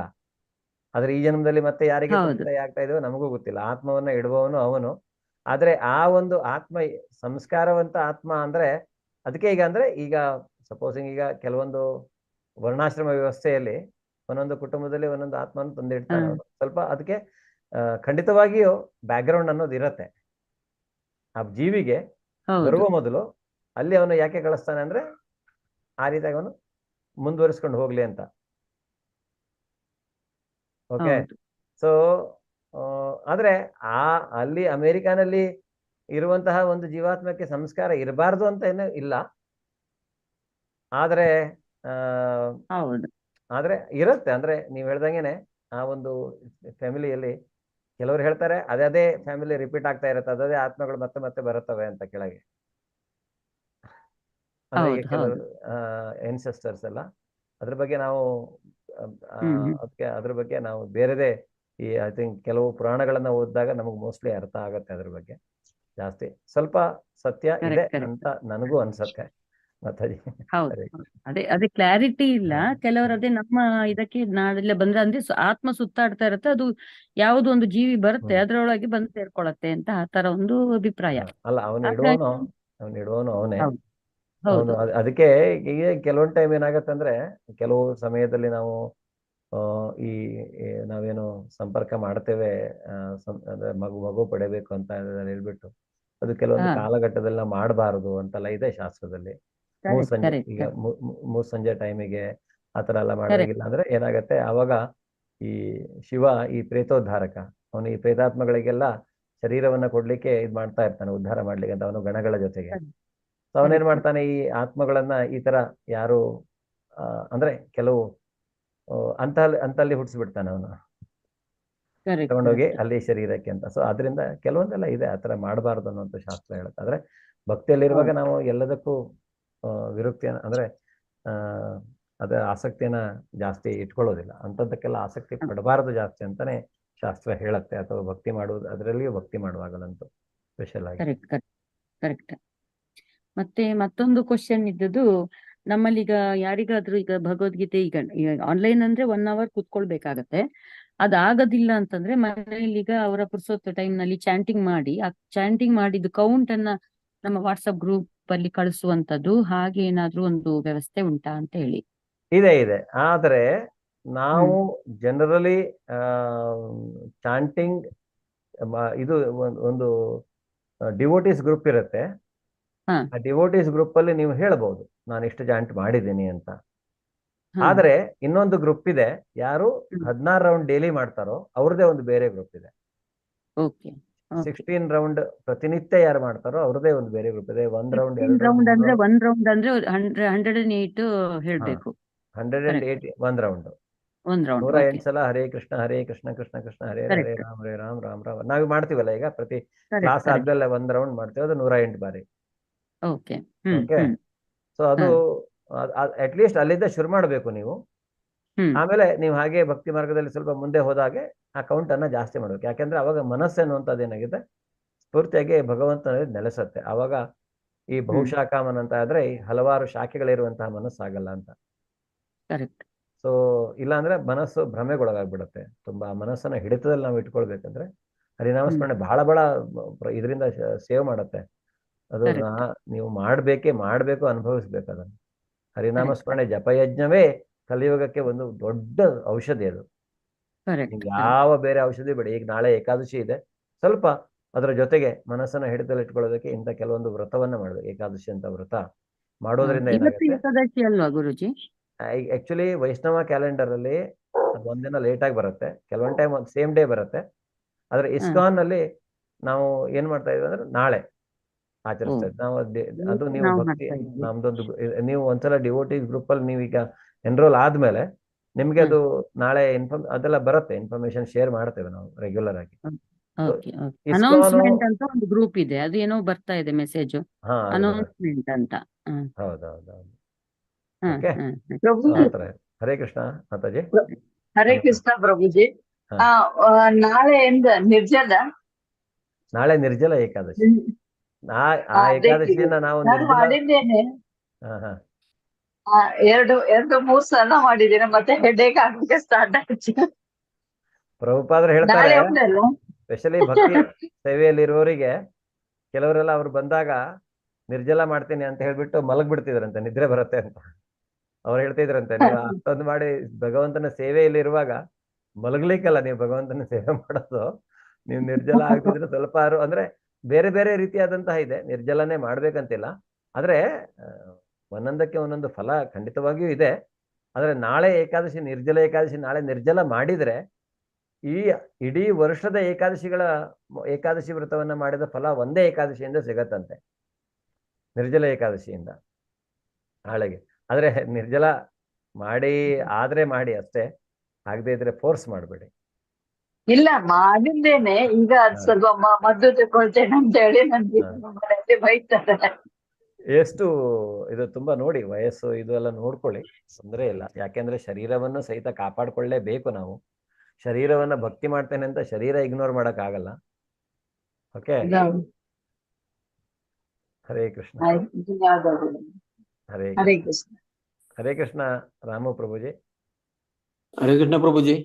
ಹಾ, ನಾರ್ಮಲ್ 16 ರೌಂಡ್ ಮಾಡ್ತೀನಿ ನಾನು ಡೈಲಿ, ಆದ್ರೆ ನಾಳೆಗೆ ಹೇಗೆ ಎಷ್ಟು ಮಾಡ್ಬೋದು ಅಂತ ಪ್ರಭುಜಿ? 16 ರೌಂಡ್ ಅಂತೂ ಮಾಡಿ ಖಂಡಿತವಾಗಿಯೂ. ಪ್ರಭುಪಾದ ಮಾಡ್ತಿದ್ದೇನೆ, ಡೈಲಿ ಮಾಡ್ತಿದ್ದೇನೆ. Very good Prabhuji. ಅಲ್ಲ, ನಾಳೆ ನಿರ್ಜಲ ಏಕಾದಶಿ ಅಲ್ಲ, ಅದಕ್ಕೋಸ್ಕರ. ಹಾ, ನಾಳೆ ನಿರ್ಜಲ ಏಕಾದಶಿ ನೀವು ಜಾಸ್ತಿನೂ ಮಾಡ್ಬೋದು, ಎಷ್ಟು ಬೇಕಾದ್ರೂ ಮಾಡ್ಬೋದು. ನಿಮ್ಮ ಹತ್ರ ಟೈಮ್ ಇದೆ ಅಂದ್ರೆ ನೀವು ಮಾಡಿ ಪ್ರಭುಜಿ. 32 ರೌಂಡ್ಸ್, 64 ರೌಂಡ್, 128 ರೌಂಡ್ಸ್ ಮಾಡೋರು ಇದ್ದಾರೆ ನಮ್ಮ ಇದರಲ್ಲಿ. ಬಟ್ 16 ರೌಂಡಿಗೆ ಮಾತ್ರ ಯಾವತ್ತೂ ಇದು ಮಾಡಬೇಡಿ. ಅದು ಮಾಡ್ತಾ ಇದ್ದೀರಲ್ಲ, ಅದು ಕಂಟಿನ್ಯೂಸ್ ಮಾಡಿ. ಮತ್ತೆ ಬಾಕಿ ಅದ್ರ ಮೇಲೆ ನೀವು ಎಷ್ಟಾದ್ರೂ ಮಾಡಿ. ಓಕೆ, ತೊಂದರೆ ಇಲ್ಲ ಪ್ರಭುಜಿ. ಹರೇ ಕೃಷ್ಣ ಎಲ್ರಿಗೂ. ಈಗ ನಾವು 1 ರೌಂಡ್ ಹರೇ ಕೃಷ್ಣ ಮಹಾಮಂತ್ರವನ್ನ ಜಪಿಸೋಣ. ಓಕೆ, ಜೈ ಶ್ರೀ ಕೃಷ್ಣ ಚೈತನ್ಯ ಪ್ರಭೋ ನಿತ್ಯಾನಂದ ಅದ್ವೈತ ಗದಾಧರ ಶ್ರೀವಾಸಾದಿ ಗೌರ ಭಕ್ತವೃಂದ. ಹರೇ ಕೃಷ್ಣ ಕೃಷ್ಣ ಕೃಷ್ಣ ಹರೇ ಹರೇ, ಹರೇ ರಾಮ ರಾಮ ರಾಮ ಹರೇ ಹರೇ. ಹರೇ ಕೃಷ್ಣ ಕೃಷ್ಣ ಕೃಷ್ಣ ಹರೇ ಹರೇ, ಹರೇ ರಾಮ ರಾಮ ರಾಮ ಹರೇ ಹರೇ. ಹರೇ ಕೃಷ್ಣ ಕೃಷ್ಣ ಕೃಷ್ಣ ಹರೇ ಹರೇ, ಹರೇ ರಾಮ ರಾಮ ರಾಮ ಹರೇ ಹರೇ. ಹರೇ ಕೃಷ್ಣ ಕೃಷ್ಣ ಕೃಷ್ಣ ಹರೇ ಹರೇ, ಹರೇ ರಾಮ ರಾಮ ರಾಮ ಹರೇ ಹರೇ. ಹರೇ ಕೃಷ್ಣ ಕೃಷ್ಣ ಕೃಷ್ಣ ಹರೇ ಹರೇ, ಹರೇ ರಾಮ ರಾಮ ರಾಮ ಹರೇ ಹರೇ.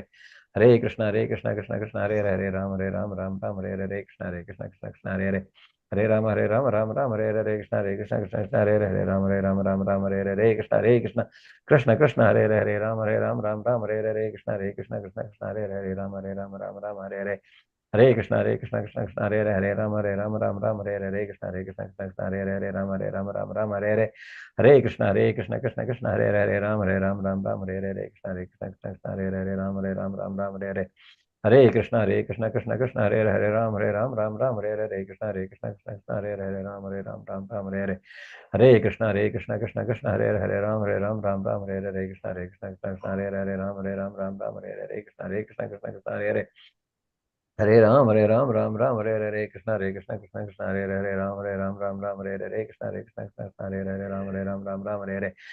हरे राम हरे कृष्ण राम हरे हरे हरे कृष्ण कृष्ण कृष्ण हरे राम हरे कृष्ण हरे राम हरे हरे कृष्ण कृष्ण कृष्ण हरे राम हरे कृष्ण हरे राम हरे कृष्ण कृष्ण कृष्ण हरे राम हरे कृष्ण हरे राम हरे कृष्ण कृष्ण कृष्ण हरे राम हरे कृष्ण हरे राम हरे कृष्ण कृष्ण हरे राम हरे कृष्ण कृष्ण हरे राम हरे कृष्ण कृष्ण कृष्ण हरे राम हरे कृष्ण हरे राम हरे कृष्ण कृष्ण कृष्ण हरे राम हरे कृष्ण कृष्ण हरे राम हरे कृष्ण कृष्ण हरे राम हरे कृष्ण हरे राम हरे कृष्ण कृष्ण हरे राम हरे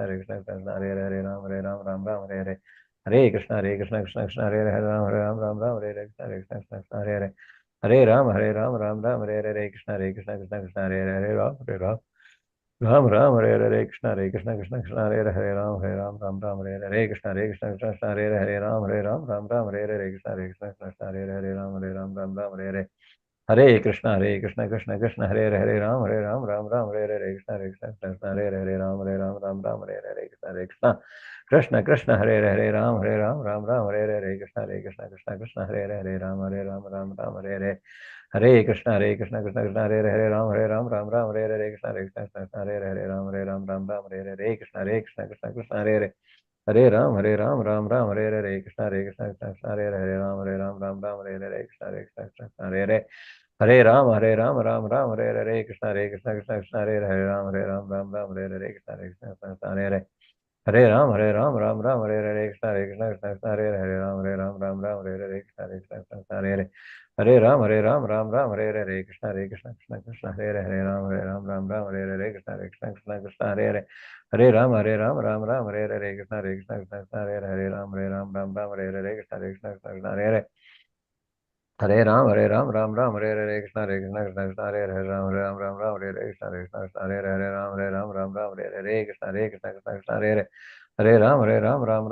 कृष्ण हरे कृष्ण हरे राम हरे कृष्ण हरे कृष्ण हरे राम हरे कृष्ण हरे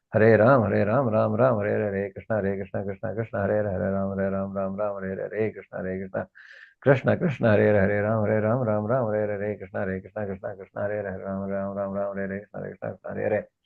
राम हरे राम हरे कृष्ण हरे कृष्ण